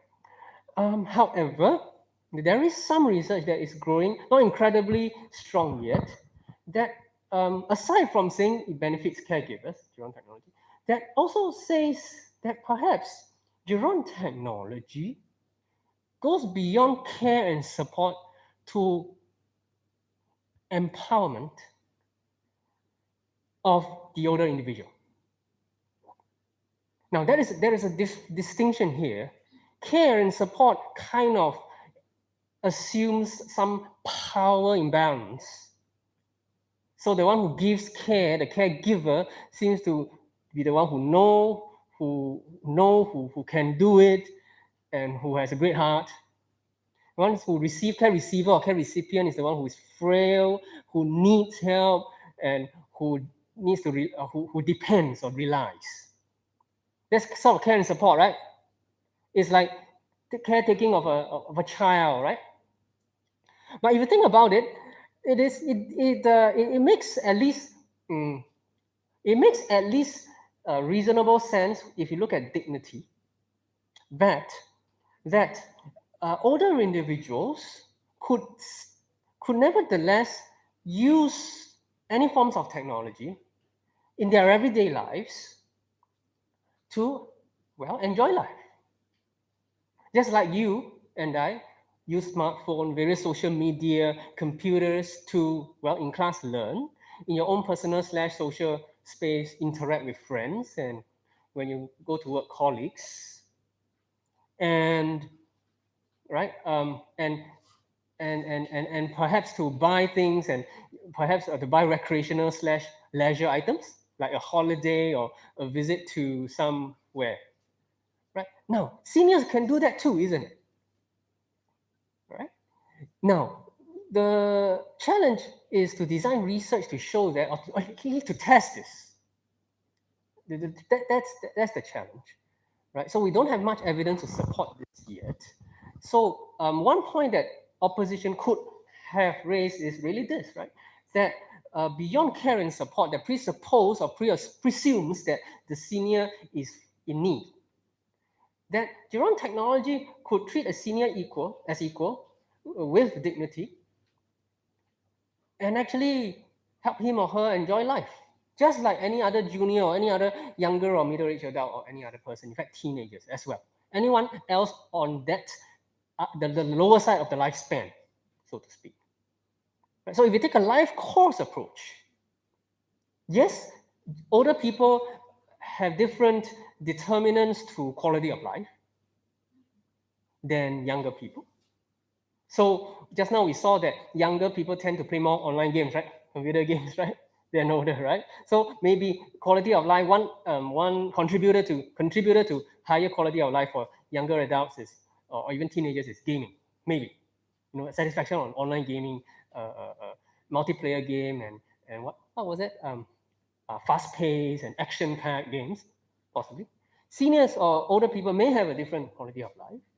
What they call predictors or determinants of quality of life. But nevertheless, technology could help those seniors attain this, just like technology helps juniors attain better quality of life.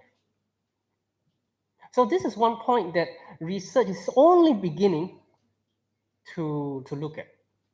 So yes, absolutely right, Jingyu, that there are points like this that are not found in textbook, nor the articles I asked you to read, because there aren't such articles, which brings me to the point about on debate, right?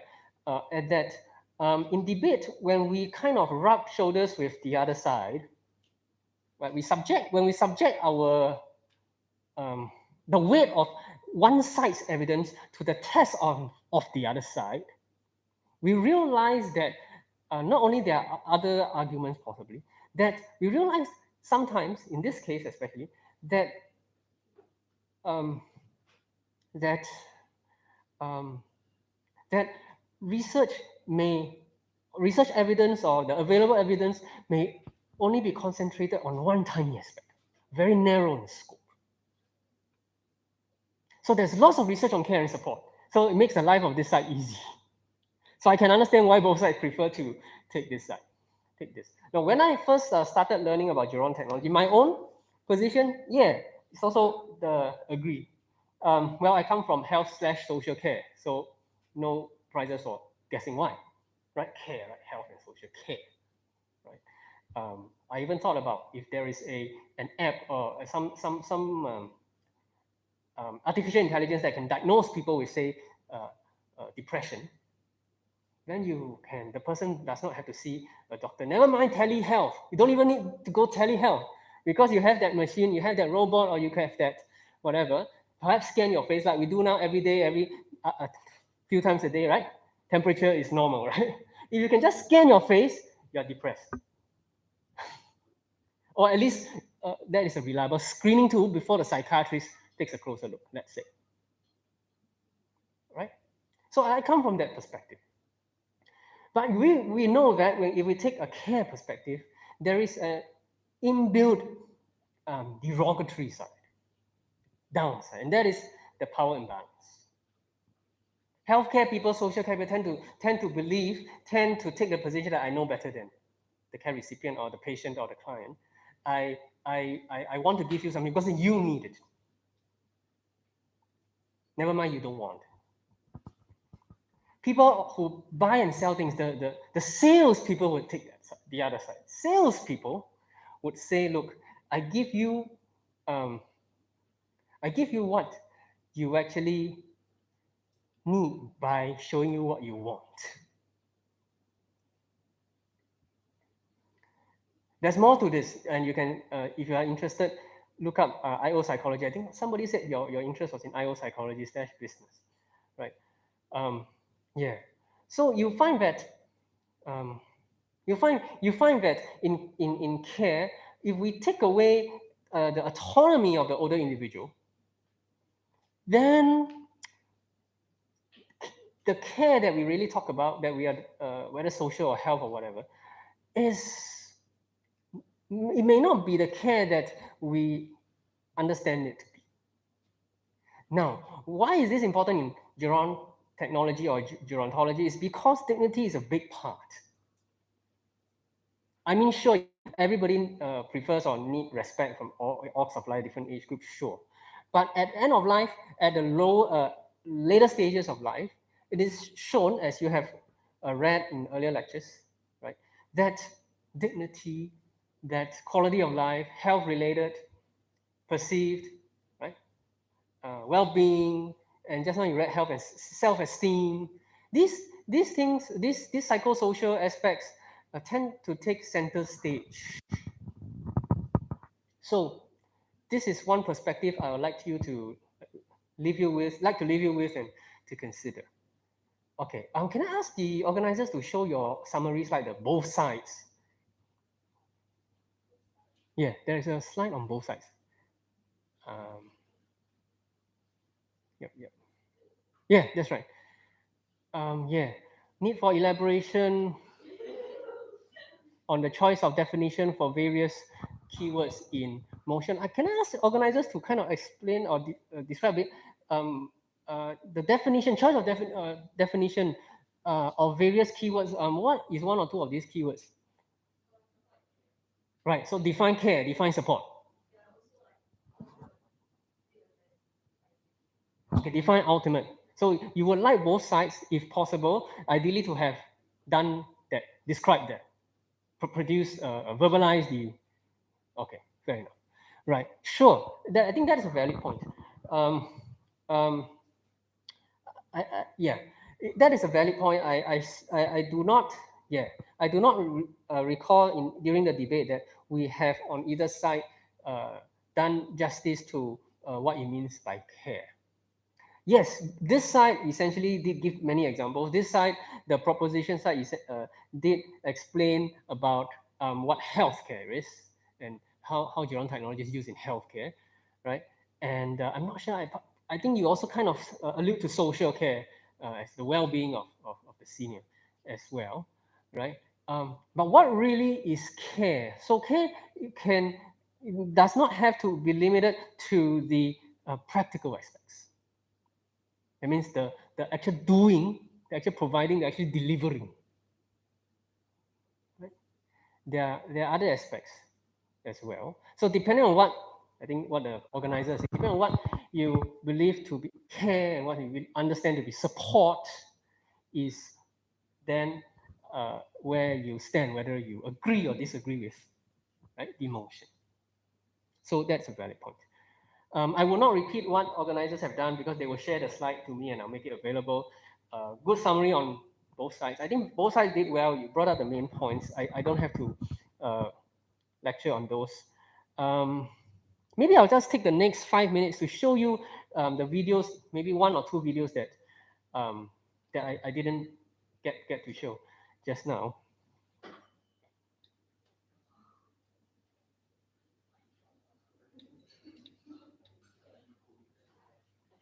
All right.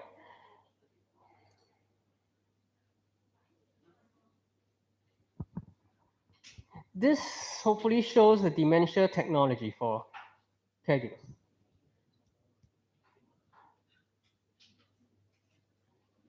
Oops. Um,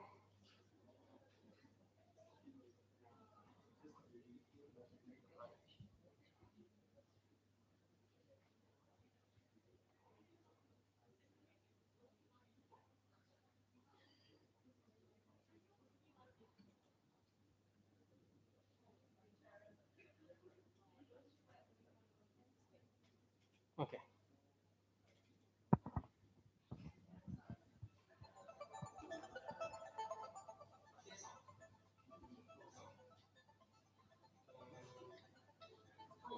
So,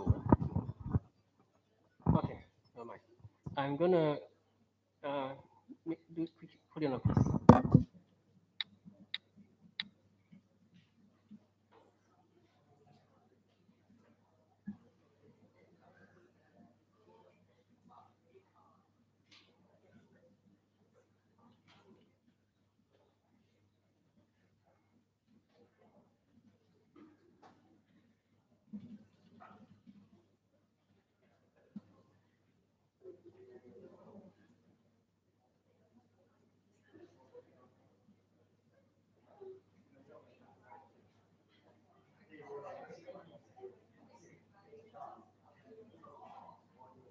All right, here you go.